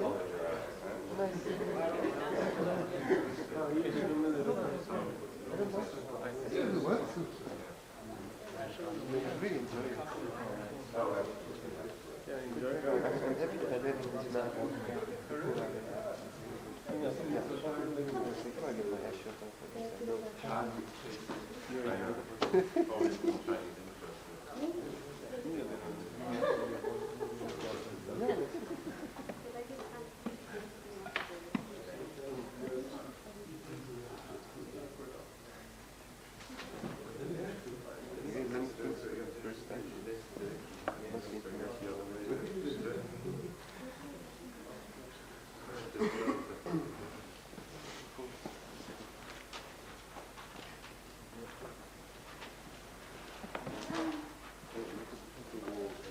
Okay, no.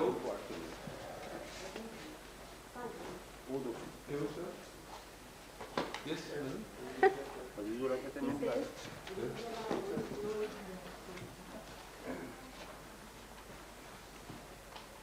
he doesn't have to. He won't be listening to before that, so I should stay where he wants to stay. नहीं होता है सकता है sir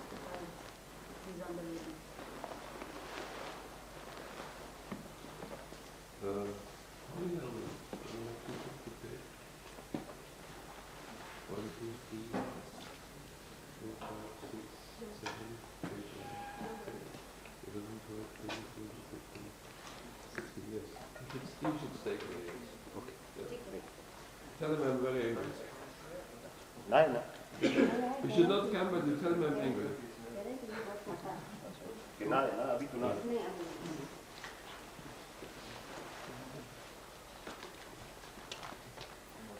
I think we could start. Several people came up to me during the break and asked me questions, and I wish they'd done it in public. There's no such thing as a stupid question. There's only a stupid answer. So any questions you have, maybe other people may have the same thing. Here, just quickly, if you wanted to do it or copy down, it's not necessary, as I say, just for this. But these are some of the major groups that speak Indo-European: Pashtun, Tajik, Hazara, Aymat, Baluch, and Uralic Altai, Turkmen, Uzbek, Kyrgyz, Karakalpak, and Mongol. These people are speaking Uralic Mongolian, the us speaking Turkic, the rest speaking Turkish. Now, there are two other major language families represented, but on a minor scale, where you should get the whole picture here. Dravidian languages, the languages of South India, are spoken among the Brahmi or Brahmi. These are groups that you find also in Pakistan, across the border down south of Kandahar. And there are two groups that speak Semitic languages. There are groups called the Arab. Now, many of them have forgotten a lot of their Arabic over the years, but they still claim to be Arab, and they know a few phrases. So that's why I put them in quotes here. They're not really genuine Arabic speakers, but they look on themselves as being Arab, as they call themselves. And of course, there used to be a relatively sizable Yahudi, Jewish community in the larger cities of Afghanistan, Kabul, Herat, linked into the trade coming from Bombay in India through Afghanistan all the way to Tehran.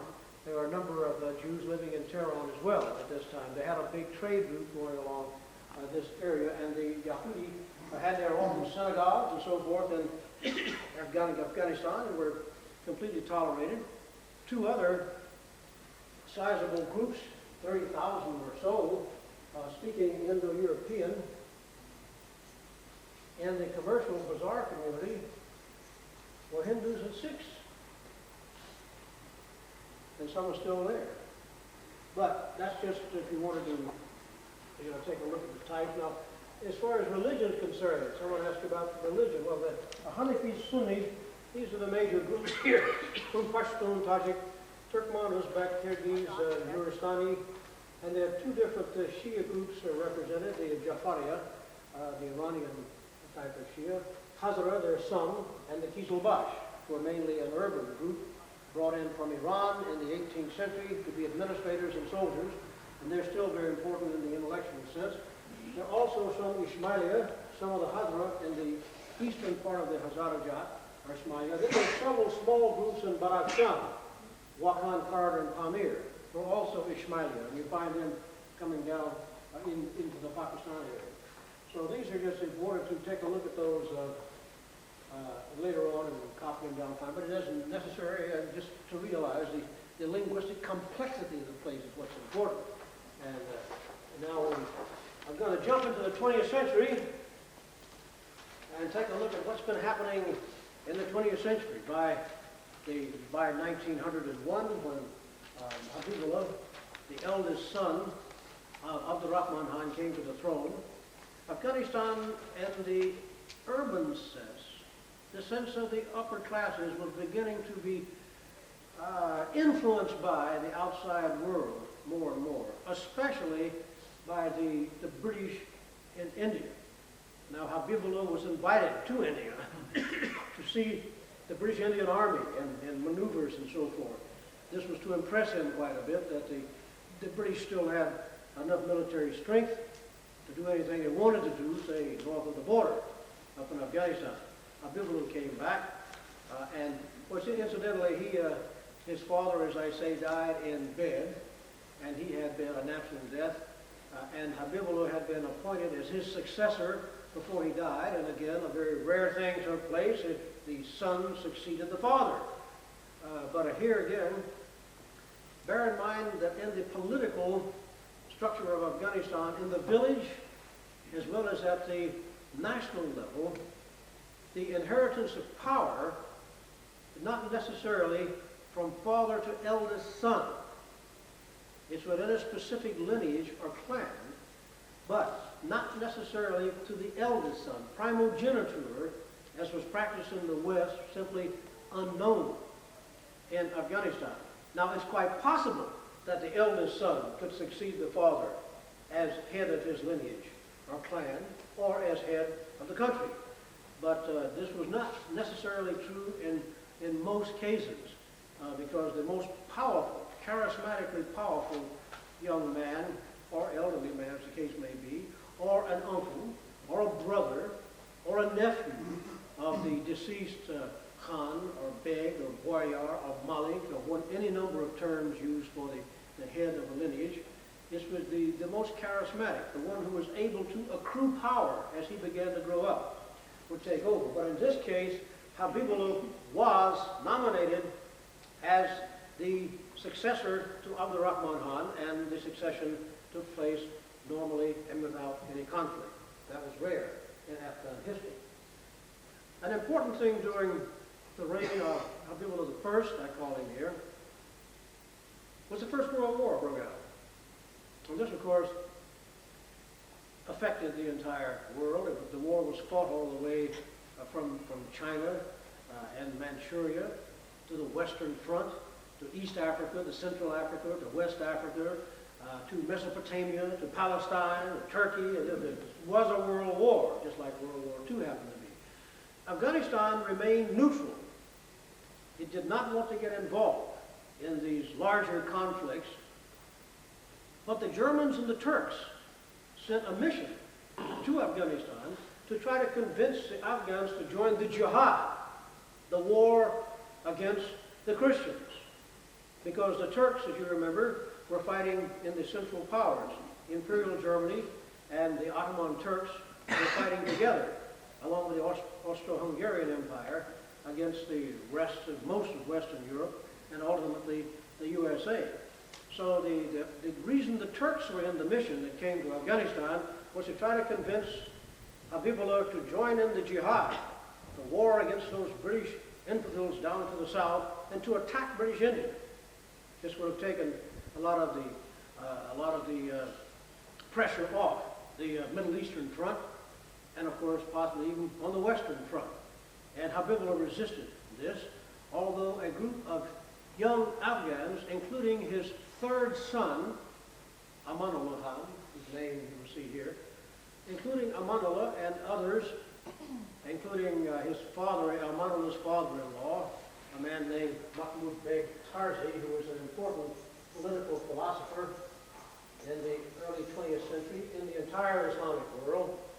He knew all of the important Islamic figures such as Muhammad Abdu in Egypt, Ziya Gök Alp in Turkey, Sayyid Aini in Central Asia. They were all linked in with Mahmud Beg Tarzi in the sense of trying to create nationalism under an Islamic umbrella. But there were a small group who favored war against Britain. But Habibullah had seen the British Army in operation and he wasn't about to get involved. And it's partly for this reason that when the war ended, Habibullah, on a hunting trip in eastern Afghanistan, was assassinated. Now, we've never been able to find the fingerprints of who actually did the assassination, but obviously a number of the groups involved in this anti-British clique were involved in it, as was Muhammad Nadir and the groups that they all begin to link in together here. And so with the assassination of Habibullah I, Amanullah was in Kabul at the time, the capital of Afghanistan, and he was the regent because the other brothers that he had were out hunting with the father, Habibullah. And so immediately, Mahmud Beg Tarzi advised Amanullah, now is the time for action. Seize the throne because you are the most moderate, reform-oriented young son that Habibullah had. And so, using the army and promising the army much better pay and so forth, Amanullah announced himself to be the Amir of Afghanistan. Now, Nasrullah, Inyatullah, his two elder brothers, contested this. And of course they failed because the army supported Amanullah. And here a third son replaces an assassinated Amir. This was a dynastic, fratricidal struggles for power which were constant throughout Afghan history, as I mentioned. So it was just triggered off once again.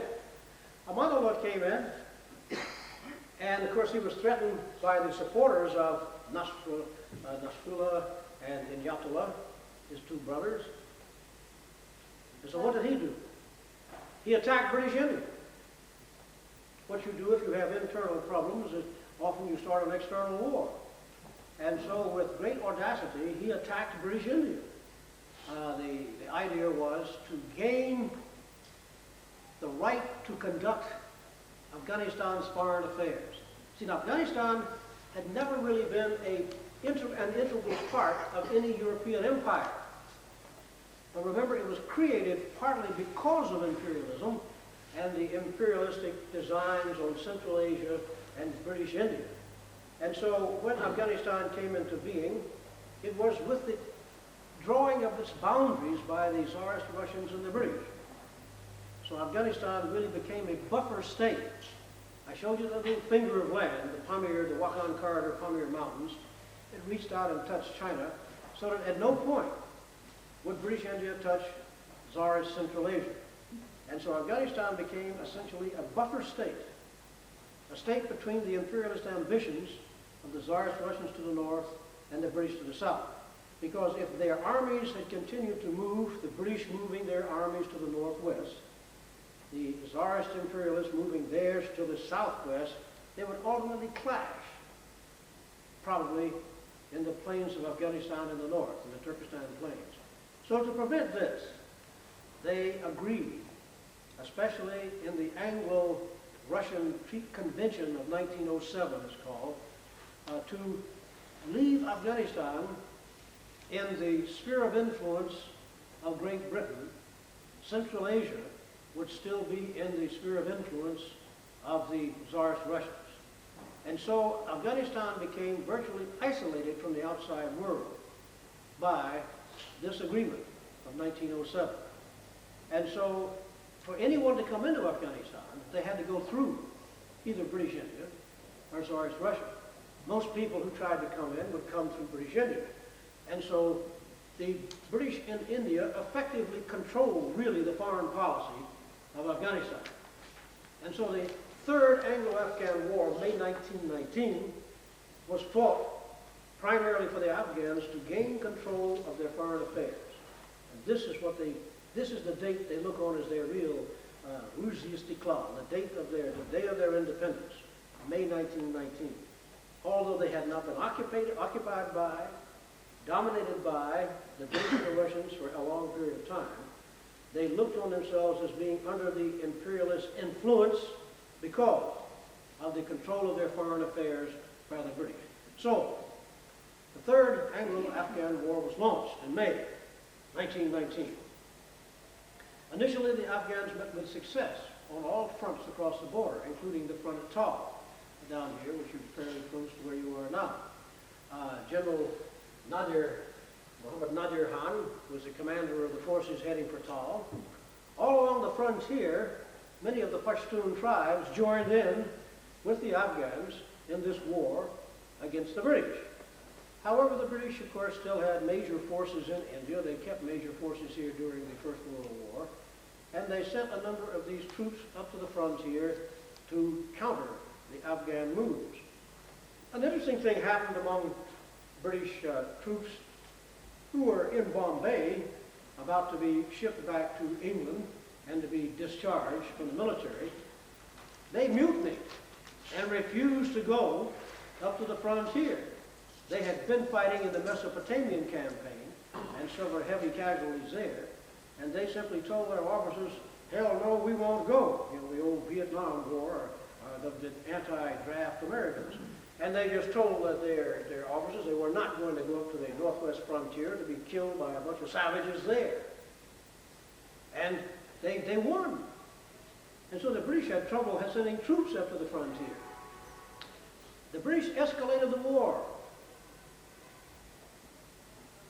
They brought in some old biplane de Havilland 4 bombers from bases in Iraq at the time, and they flew them out of Peshawar over the Hindu Kush Mountains up to Kabul and to Jalalabad, and they bombed the bazaar. Only a few bombs were dropped. Bombs in those days in these old biplanes weighed maybe up to 15 or 20 pounds, you know, no real blockbusters like we had in the Second World War. And in addition, flying these old open cockpit, the pilot would sit, you know, in the rear seat, you know, just freezing with his glasses fogging up, flying over these high mountains that he had to fly over. And the carburetor kept icing up. And so the observer bombardier actually had to crawl out on the wings of the airplane and keep feeling and blowing at the carburetor with his hands to keep the carburetors from freezing up. When the British airmen got back from their first mission, they told their wing commanders, no more missions like this. And of course the Afghans didn't know that. And they had just experienced aerial warfare for the first time. These birds flying in, dropping these bombs. To them it was the equivalent, on a minor scale of course, of the atom bomb being dropped in the Second World War, because they thought the British were going to come in and bomb everything. They didn't realize the British pilots had said, no way, we're not going to fly that moon again, because a few planes did go down. When these planes went down, an interesting thing happened. The Afghan tribesmen greeted the pilot and the bombardier. They didn't kill them, they made them guess. They had dropped in out of the sky, and they made them guess and sent them back to the British on an armed escort. So that was an interesting little bit of the honor that you find when the Afghans are fighting a war. This honor was intact for the first few years of the first Russo-Afghan War. And then, of course, the horrors of that war began to penetrate, and we find that some of the Afghan groups engaged in the same sort of atrocities that the Soviets were engaging in, and with, in their eyes, just cause. And who are we to condemn if we see what the Soviets were doing in Afghanistan? But as a result of the Third Anglo-Afghan War and the fact that both sides agreed immediately to a ceasefire and an armistice because the British were tired of war. They had just been bled for 4 years in this ridiculous trench warfare on the Western Front in France. And they were not, no one wanted to get engaged in a long war in Afghanistan where more people, more casualties would be suffered. And so everyone, the Afghans were happy because they thought the British were going to bomb them out of existence. And the British were happy because they wanted to end the war. And out of the negotiations that took place, finally in 1921, the Treaty of Rawalpindi, the Afghans gained the right to conduct their own foreign affairs. And the first country which recognized them was the new Bolshevik regime in St. Petersburg. And then, of course, the Afghans recognized the Bolshevik regime. That was the beginning of a long relationship with the Soviets by the Afghans in the post-World War I history. A lot of times this was a stormy relationship, and especially stormy after December 1979, of course. But this relationship is something that was not new after the Second World War, as many people thought when the Soviets went in to Afghanistan. This was the first time they'd gone in. No, they had been there since the end of the First World War, and since really 1919, when the Soviets, or the Bolsheviks, sent down their first missions into Afghanistan to try to win friends to the south of the border. So the Afghans had the right then to conduct their own foreign affairs. Again, what they did is that they had heard about this country called the United States of America. And they sent a mission to the United States of America to try to gain recognition first of their country, because they still hadn't been recognized by many of the countries of the Western world, and to ask for possible support in development this early. Well, of course, the Americans, Secretary of State, said, "Where is Afghanistan?" And of course, they didn't get to see the president at the time. They didn't get to see anyone but lower officials in the State Department, and came back home. And at this time, the British were trying to encourage nations not to recognize Afghanistan officially. But King Amanullah, he called himself king. The first time a man was called king in Afghanistan, Padshah, before they'd been amirs, he pronounced himself a king in the mid-1920s, and he was trying to introduce far-reaching reforms in Afghanistan. He wanted, for example, to take the veil off the women. He wanted to abolish purdah. He wanted to establish coeducational schools. He wanted to bring about a constitution which was based on the Turkish constitution and the Western constitutions, primarily the French. He wanted to bring about reforms in the civil service and abolish corruption if he possibly could. He wanted even to send teachers with semi-nomadic groups and try to teach the young people to come into literacy. Now, he made a grand tour of Europe in the 1927s, 28s, in that period.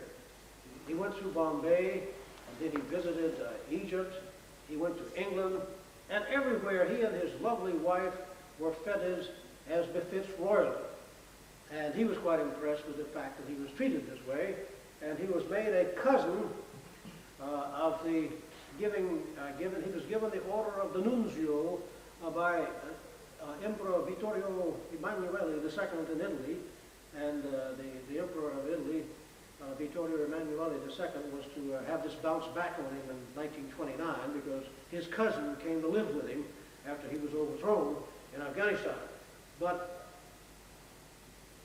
Amanullah and his entourage visited France. They visited Germany in the days of the Weimar Republic. He visited the Soviet Union. Remember, this was in the late 1920s when Stalin was just beginning the industrialization of the Soviet Union at the expense of the rural sector. And he visited Turkey. Amanullah went to Turkey and saw what Muhammad Kemal Atatürk was doing in Turkey, modernizing Turkey very rapidly. He went to Iran and talked to Reza Shah Pahlavi, who made the trains run on time and so forth, as they said. He watched Reza Shah Pahlavi and his attempts to modernize Iran at the time, running up against quite a bit of tribal resistance, especially in the Zagros Mountains of Iran. And then Amanullah came back home and decided he was going to modernize Afghanistan very quickly. with those reform programs that I mentioned. He called a great Loya Jirga, one of the great Loya Jirga being something that's being discussed now for Afghanistan. The Loya Jirga, the great National Assembly, which meant the key members of the royal family, the military, tribal leaders, regional leaders, religious leaders, all of the elite of Afghanistan would meet and discuss, as they always did. And Loya Jirga is only called to discuss a matter of extreme national importance. And this was of extreme importance. Amanullah wanted a new constitution. He wanted to introduce his reform programs. One thing he did, this is an interesting thing, a sidelight, my wife has cataloged 3,000 historic photographs from Afghanistan from a single collection, of which I went blind photographing the entire collection so we'd have records of all this on negative. And in this, if you follow these photographs from 1860 on, you can see the changes in the political scene, changes in architecture with European influences, changes in child socialization with the types of toys even that the children had from Europe. All these changes can be seen. One interesting thing is that one large photograph of the Loya Jirga, which was called by Amanullah, out at the race court in Pagwan. Now, he had designed that race court after the Epsom Downs in Britain. He designed one large building after the Dorchester Hotel in Pagwan, in Kabul itself. So he was using a lot of European visual manifestations. And so all of the members of the Loya Jirga were sitting at the race course at Pagwan wearing their traditional tribal clothing. And then he forced them to put on Western clothing for the photograph the next day. The contrast is absolutely, I hate to use the word, hysterical.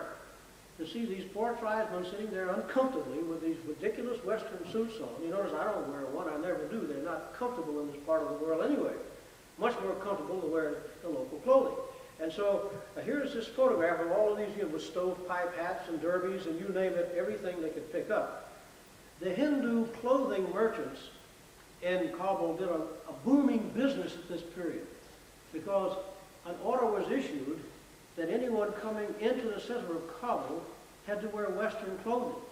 And so they sat outside the main gates and rented people clothing to wear when they went into Kabul, and they take the clothing back when they went out and so forth. This was one of those modernization processes we could do well without. But that's what Amanullah thought, that the clothing makes the man. He was forcing them to look like Westerners. He got his constitution through. Very few of his reforms really got off the ground. A number of things happened. One, the religious leaders and tribal leaders began to look at these reforms, and they struck at the very heart of not Islam, really, but at the heart of Afghan cultural patterns. And so they opposed this. One thing that Amanullah had done, against the advice of Ataturk, the great Turk of the modern 20th century, Ataturk had told Amanullah, before you start any reform programs, have a good army. Because you're going to have to enforce a number of these programs, and you need a military arm to be able to do this. Because Ataturk used the military very effectively in his attempts to modernize Turkey. And incidentally, the military is the ultimate base of power in any country. Any country. We tend to knock the military all the time, but in the United States of America, when we wanted to bring about a major social and political change in the USA, the symbolic integration, black and white, integration of the high school in Little Rock, Arkansas, initially, the Americans reasoned with the people. That didn't work. Then they brought out the police and the highway patrol, all paid by the state, of course. And that didn't work. And they brought out the National Guard, also paid by the state, and that didn't work. Ultimately, how did the Americans integrate Little Rock High School in Arkansas, USA? the 101st Airborne Division, paratroopers all, they brought them in, and they integrated the high school. Anyone who came close to them, they clobbered them with the butt end of a rifle. That's how you bring about gross cultural change, social change in many societies. And don't forget it, the military sits as a base of power, not simply to oppress quite often, but to help bring about social changes when the society is ready for those changes. And yet you still have a minority of people who resist vocally and physically, although most of the society is against what they're doing. They are in favor of the change. But those who make the noise, not the silent majority, are the ones who really have an impact. And often you do have to bring in the military to silence these members of the right or the left, whichever they may be, and sometimes they come together to try to prevent these changes. You do bring in the military. So Ataturk had told Amanullah, have a good military. Ataturk sent a number of Turkish military advisors to Afghanistan. But Amanullah dismissed most of the army as an unnecessary expense. I can use this money for the development of my country. He didn't know his country very well, because in trying to introduce these changes, he brought about opposition from virtually every segment of Afghan society, except those in the upper elite, who were all Western-oriented, Western-educated, Western-reactive. They thought these changes were good. But well over 95% plus of the population did not think they were good. We have a parallel as to what happened in Afghanistan after 1978. When the leftist regime took control in Afghanistan, it introduced a number of reforms, some quite similar to the ones that Amanullah tried to introduce. And it's as though the PDP, the People's Democratic Republic of Afghanistan, the People's Democratic Party of Afghanistan, I should say. It wasn't the People's Republic, they didn't use that, they just used it, the Democratic Republic. But the People's Democratic Party of Afghanistan acted as though it were trying to alienate every segment of Afghan society, and they succeeded. Just as Amanullah did, unwittingly, in 1928-29, he was trying to bring about his reforms. Revolts broke out, but they didn't break out initially against his reforms. Notice what happens. Usually something occurs which is somewhat related and not totally related. The Shinwari tribesmen near Jalalabad objected to some taxes which Amanullah had introduced to help bring about his reform programs. And so the Shinwari tribesmen near Jalalabad attacked the government offices in Jalalabad and killed the tax collector. That's the best way to get out of taxes, you realize. They killed the tax collector and they occupied the post, and then they began to move toward Kabul itself. They thought they'd be stopped by the Afghan army, but there was no Afghan army. And they kept going, and they picked up adherents along the way. It was obviously going to come in and just move into Kabul and take over. Now, up to the north, there was a gentleman named Habibullah. He is known in the official Afghan history books before the leftist takeover in 1978. He's called in the history books Bacha Sikal, the son of a water carrier, because he was looked down upon because, for one thing, he was a Tajik. He was not a Pashtun.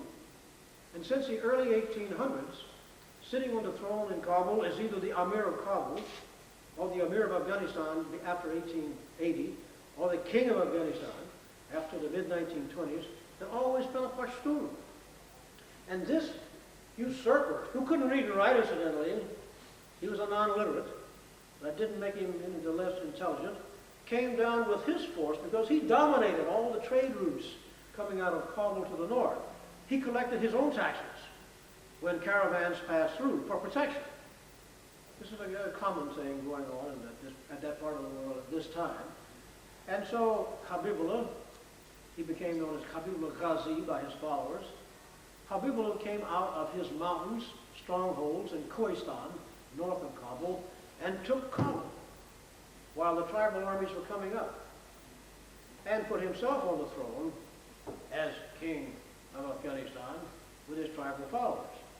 The Afghan army, more what was left of it, I think, just sort of disbanded itself. There wasn't that many around. And so Amanullah made a couple of abortive attempts to come back and overthrow Habibullah, and failed both times. And so he went to Italy to become the guest of his cousin, Vittorio Emanuele II. And there and in Geneva, Amanullah spent the rest of his life. He died in the late 1950s or early 1960s, I've forgotten the exact date now, and he was flown back to Afghanistan and buried in Jalalabad next to his father, Habibullah I. Amanullah is still looked on, as any reform-oriented Afghans will tell you, as something of the precursor. He was a man who had the idea, but he didn't have the strength. He didn't have the know-how to really bring about the changes which began a lot later in Afghan history in the post-World War II period. And so Habibullah II, as I call him, never mind this buttress the cow nonsense, he was the king of Afghanistan for a 9-month period, was overthrown then by distant cousins of Amanullah who came back. Now these were the so-called Musahiban brothers who came back, and they passed through British India. And here we have an interesting thing. They were in exile in Europe. They had gone against Amanullah's programs, reasoning that they were much too advanced. These programs could not possibly succeed short of some sort of military force that had to be used. Nadir Khan had been the hero of the Third Anglo-Afghan War, and he had been commander-in-chief of the army, and he had resigned when Amanullah had abolished most of the army. But first he had been sent to Paris as ambassador. An Afghan way of getting rid of the opposition in the 20th century has been not just to kill people, but to send them out as ambassadors so they can cause no trouble anywhere in the world. And these ambassadors were sent away, so was Nadir Khan, but he resigned ultimately in protest of Amanullah's attempts to reform, and he retired to the Riviera to live there and await the call to come back to Afghanistan, which came after Habibullah II came to power. So the Musahiban brothers, there were 5 of them initially, came through British India. Now, several interesting episodes occurred during this 1929 period. One was the first major airlift to rescue people in history. The British RAF at this time, Royal Air Force, flew in planes from India, from British India to Peshawar, from Iraq once again to Peshawar, from Egypt, where they had air bases in, to Peshawar. And these were much more sophisticated aircraft than the World War I airplanes that they had in 1929. They flew in transport planes, they flew in fighter planes, and they established an airlift.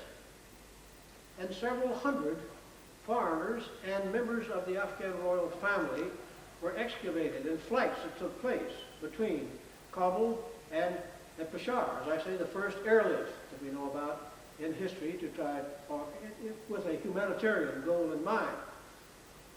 There was one American here, a lady who we finally been able to identify, who was visiting Kabul at the time. But most of them were English, French, and Turks who were there at the time to be flown out. And this operation took place over a week or 10-day period. And Habibullah II, who was in command then of Kabul, permitted the aircraft to land and take off. So this was a very good airlift, historic first. And once again, several aircraft went down in tribal territory on either the Afghan side or the Pakistan side, and they were, treated royally and taken and given back to the British and so forth. The tribal concepts of honor coming into play. Whether the British had a hand in the overthrow of Habibullah is still a question. The British archives say nothing about it really, but Afghan historians claim that they did. T.A. Lawrence, Lawrence of Arabia. I'm sure you've all heard of Lawrence of Arabia, played by Peter O'Toole in the great movie that showed Lawrence as a 6'6" blonde, when in essence Lawrence could stand under my armpit, and he was a ratty-looking little Englishman, very brave one, I hasten to add, but he was not anything like Peter O'Toole. But anyway, Lawrence, as we know from history, was very unhappy at the treatment the Arabs received, the Treaty of Versailles and so forth, and he resigned his commission from the British Army and then enlisted in the British Army as a private.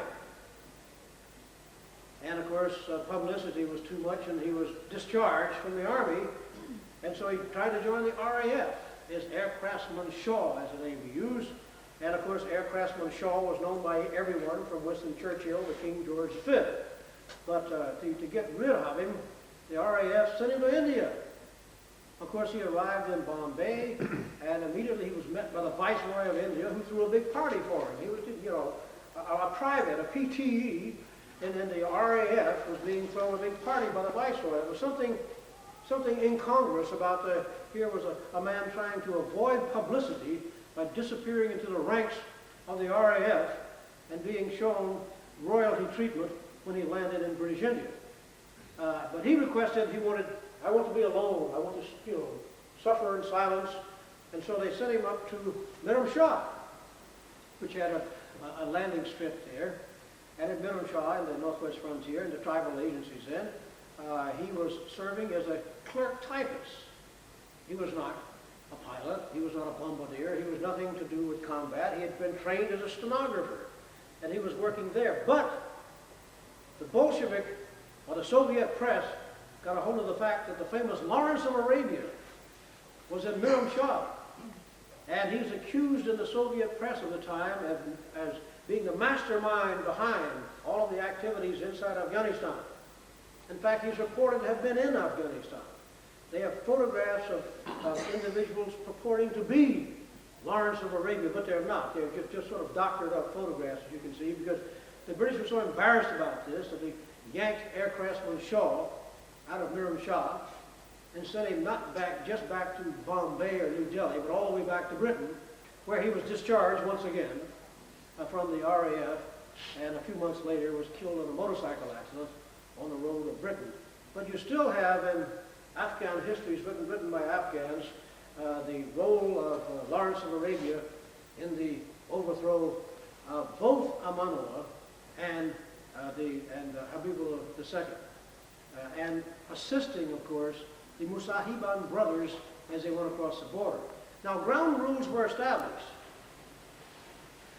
The British turned their back, their Nelsonian blind eye, to what the Musahiban brothers did along the frontier. And they recruited armies on the British Indian side and the tribal territories to go back into Afghanistan to try to regain the throne. The ground rules were, if they came back into British India, the game was over for them. They were tagged out. And they kept them under hotel arrest until the fighting would end. One brother did have to come back across the border, and the British put him up in a nice hotel. He had to stay there till the fighting ended. But the end result of the tribal warfare, in which the Musahiban brothers engaged in a number of significant battles with Habibullah II, is that Habibullah II was overthrown, and the Nadir Khan was able to take his victorious armies into Kabul, into the capital, which the tribal armies proceeded to loot systematically. For one reason, Nadir Khan had no money to pay them for their services. And looting is a favorite Afghan pastime when they go into an area and a war is being fought. This is what worries a number of us concerning the current war in Afghanistan. Already looting has taken place in certain urban areas which have been taken over by the Afghan Mujahideen or resistance fighters. This is disturbing because Kabul has some of the finest museum specimens of the 20th century A lot of the silk route items are still in the Kabul Museum. Afghanistan has one of the most valuable archives of Central Asian history, which is sitting there. We are afraid that once looting begins, it's a little difficult to discriminate between something which is of great historic value to Afghanistan, because in 1929, the museum was looted. What they could find of the archives was looted, and these showed up in the bazaars of British India for several years after this. And so this is something that disturbs my wife and myself in particular, and we're getting others interested in this. And we hope that UNESCO can do something about possibly doing what has been done in other situations in the post-World War II period, simply packing up the museum and the archives and either burying it somewhere under protection or putting it in a compound or a building or somewhere where it can be protected by, I hate to use the term, mercenary troops who are hired to go in and protect it, because we hate to see this looted. But looting did take place on a wide scale. A loya jirga was held, an ad hoc loya jirga, and Nadir Khan was offered the kingship of Afghanistan. At first he refused. You're always supposed to refuse initially and so forth. But finally, with it being pressed upon him, he said, oh shucks, I'll accept it, yes. So he became the king of Afghanistan in 1929. He introduced a new constitution, whereas Amanullah Khan had tried to downgrade the role of the religious leaders in the society. Nadir Khan realized that he had to accept their role in at least a minor way, or they may cause trouble again. And he did. They abolished all of the reform programs having to do with women being lifted out of the veil, coeducation and so forth, although this was to be taken up a little later. In 1933, the usual thing happened. Nadir Khan was assassinated. And his son, his only son, came to the throne. Now this is another fairly unique scene, because there were still 3 of the Musahiban brothers alive and kicking, and in the old days, in the 19th century, one of those uncles would have seized power and not permitted the 19-year-old crown prince to come to the throne. But for the sake of preserving the dynasty and for preventing any other bloodshed on Afghanistan, the 3 uncles who dominated the army as well permitted their nephew, the crown prince, 19-year-old Muhammad Zahir, to come to the throne in 1933. Now, from 1933 until 1953 is what I call the avuncular period, the period of the uncles. Although Zahir Shah sat on the throne in Kabul, he reigned, but he did not rule. The ruling was done by his uncles. And in the 1930s, his uncles dominated the scene. We see some interesting things developing. They had begun just after the First World War, but really intensified after the 1933 accession to the throne of Zahir Shah. We see Afghanistan engaging in major efforts to develop itself economically. See, the Western world did not invent development, economic development. It was done by other nations as well, and by themselves initially. Of course, when the end of World War II, the 2 superpowers engaged in helping these countries help themselves, because the superpowers wanted to gain friends and influence people, as well as help the countries develop economically. It was a political and strategic, as well as economic move, humanitarian move, as far as these superpowers were concerned. But in the 1930s, we see an escalation of the Afghans trying to develop themselves. Remember, they were independent. They were not a part of an empire still. The heyday of European empire really took place after the First World War, the apex of all the imperialist periods took place after the First World War, between the two world wars, in other words. It's in this period that the Afghans were able to begin their own development projects. And they did this with some very able entrepreneurs who were able to exploit the situation happening around them. For example, in Central Asia, during the Russian Revolution and during the subsequent Basmati Wars, or the Bandit Wars in Central Asia, and on up into the early 1930s when collectivization began, the cotton growing industry in Central Asia, which had been the second largest in the world in Tsarist times, first being USA, second Tsarist Russia in Central Asia, third Egypt. This whole cotton industry had been wiped out because of the fighting that had taken place. And the infrastructure had been wiped out almost completely. But across the border in Afghanistan, Turkestan Plains is just a continuation of the ecological conditions you find in Central Asia. I showed you quickly on my artistic achievement this morning. The same across not just in the natural sense, but in the ethnographic sense, but also in the total ecological sense. And so these entrepreneurs, with their operations out of Kabul, and had been trading with the Soviet Union for a long time, and with Tsarist Russia for a long time, got a contract with the Soviets to furnish them cotton grown in the northern part of Afghanistan, in the Turkestan Plains.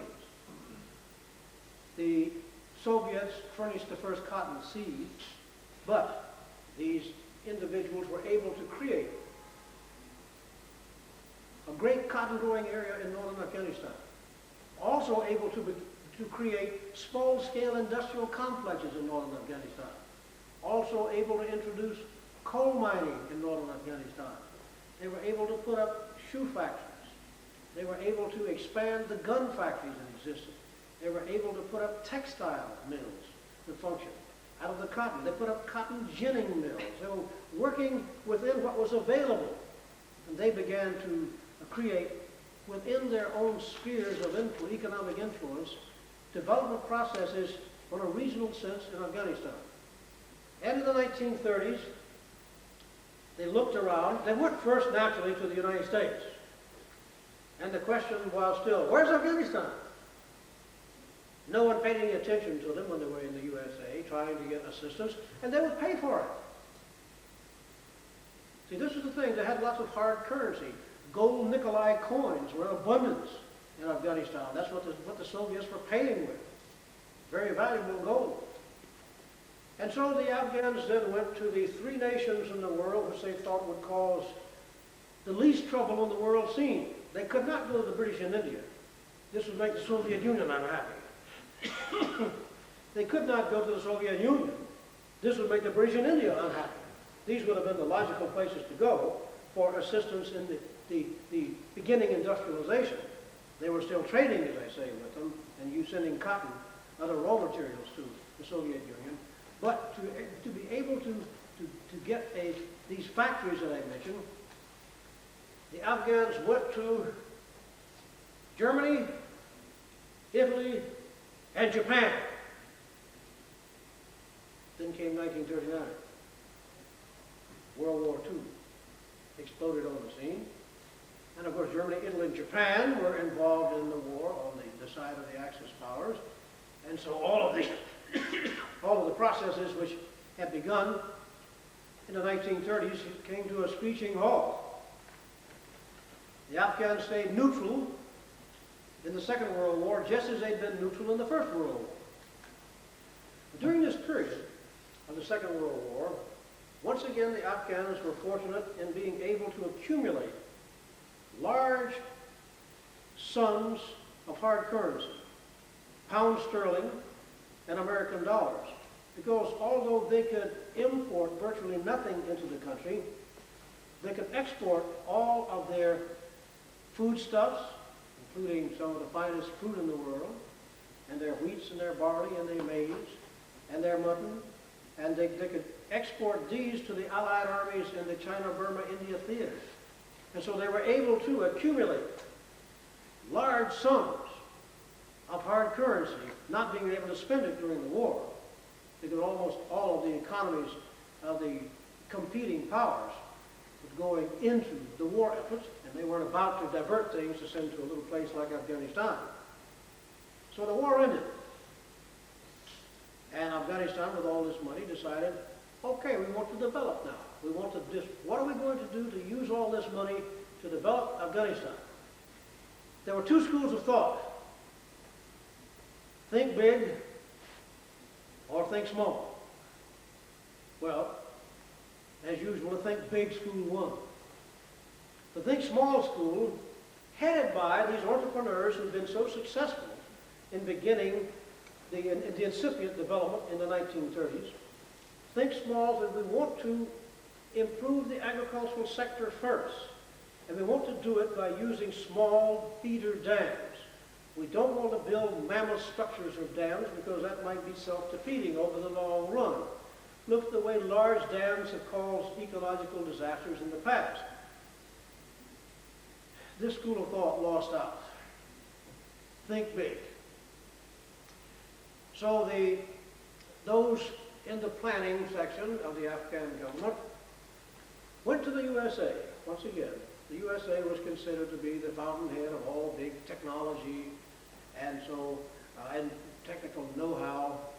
And so the Afghans sent their delegates to the USA to find out what was the best engineering company to come over and do a survey, and therefore tell us what to do as far as our development is concerned in the agricultural sense.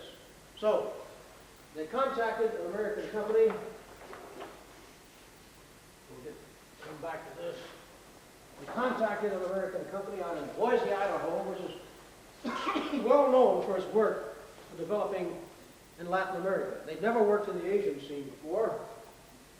To do our Afghanistan map again. Here we go.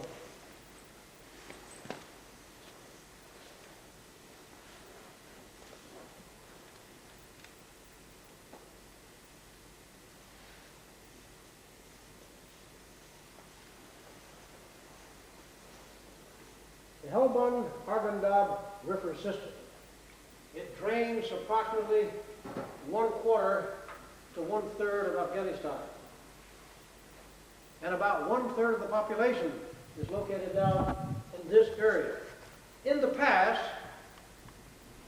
throughout this region in the lower part of the Helmand, encompassing all three countries, Pakistan, Iran, Afghanistan, a great civilization based on hydraulics, based on irrigation, existed. And this great civilization had been destroyed by a combination of the Turco-Mongol fratricidal wars that I mentioned before. But through here you have magnificent ruins, 20 miles of ruins with one city named Peshawar, for example. And I did archaeological work there with the Germans in 1950-51. We went through the area and making population estimates based on the numbers of people who are living today in various mud huts and so forth. We came up with a figure which is approximately the same population that exists today scattered throughout the entire area. In other words, the same amount of water was there, but instead of being controlled by irrigation units, it was in oases and small stream units now. It could support the same population. But this had been destroyed by the 15th century, and this had just turned into ruins. But what the Afghans wanted to do with the assistance of the American company is to reclaim lands that had once been under cultivation here and improve the cultivation along the Arghandab and the Helmand rivers, which become the Helmand only when it comes to a point here at Column East, and to increase productivity per acre here by improving the irrigation, and reclaim lands in the southern part. Now, 2 dams were to be constructed. One here on the Helmand, and one on the Arghandab, which is here, and one on the Helmand. The one on the Arghandab would hold back 600,000 acre-feet of water for use in the dry season of the summer. Theoretically, 2 crops, truck farming, all these things were developed. The one on the Helmand would hold back 1.5 million acre-feet of water. An acre-foot of water is 1 foot of water over 1 acre. You can see how much water this would be. Backed up in these fantastically large dams. Well, I first visited Afghanistan in '49, and they were beginning to work on these dams. They had in 1940, by 1949, the American Engineering Company had spent all the hard currency that the Afghans had, establishing themselves in Afghanistan, building little Americas, and living in a way which they couldn't afford in the USA. I'm not knocking it, sounds good. Anyway, the American engineers there with their families and their schools and their bars and their cinemas and everything else were sitting on the landscape. All the money was gone. So that's when the Afghans began to borrow money from the Import-Export Bank and from the World Bank and from the U.S. government, USAID. It all began to escalate, and Afghanistan, which had not been in debt before, became a country which was in debt, and not only in debt, but it became a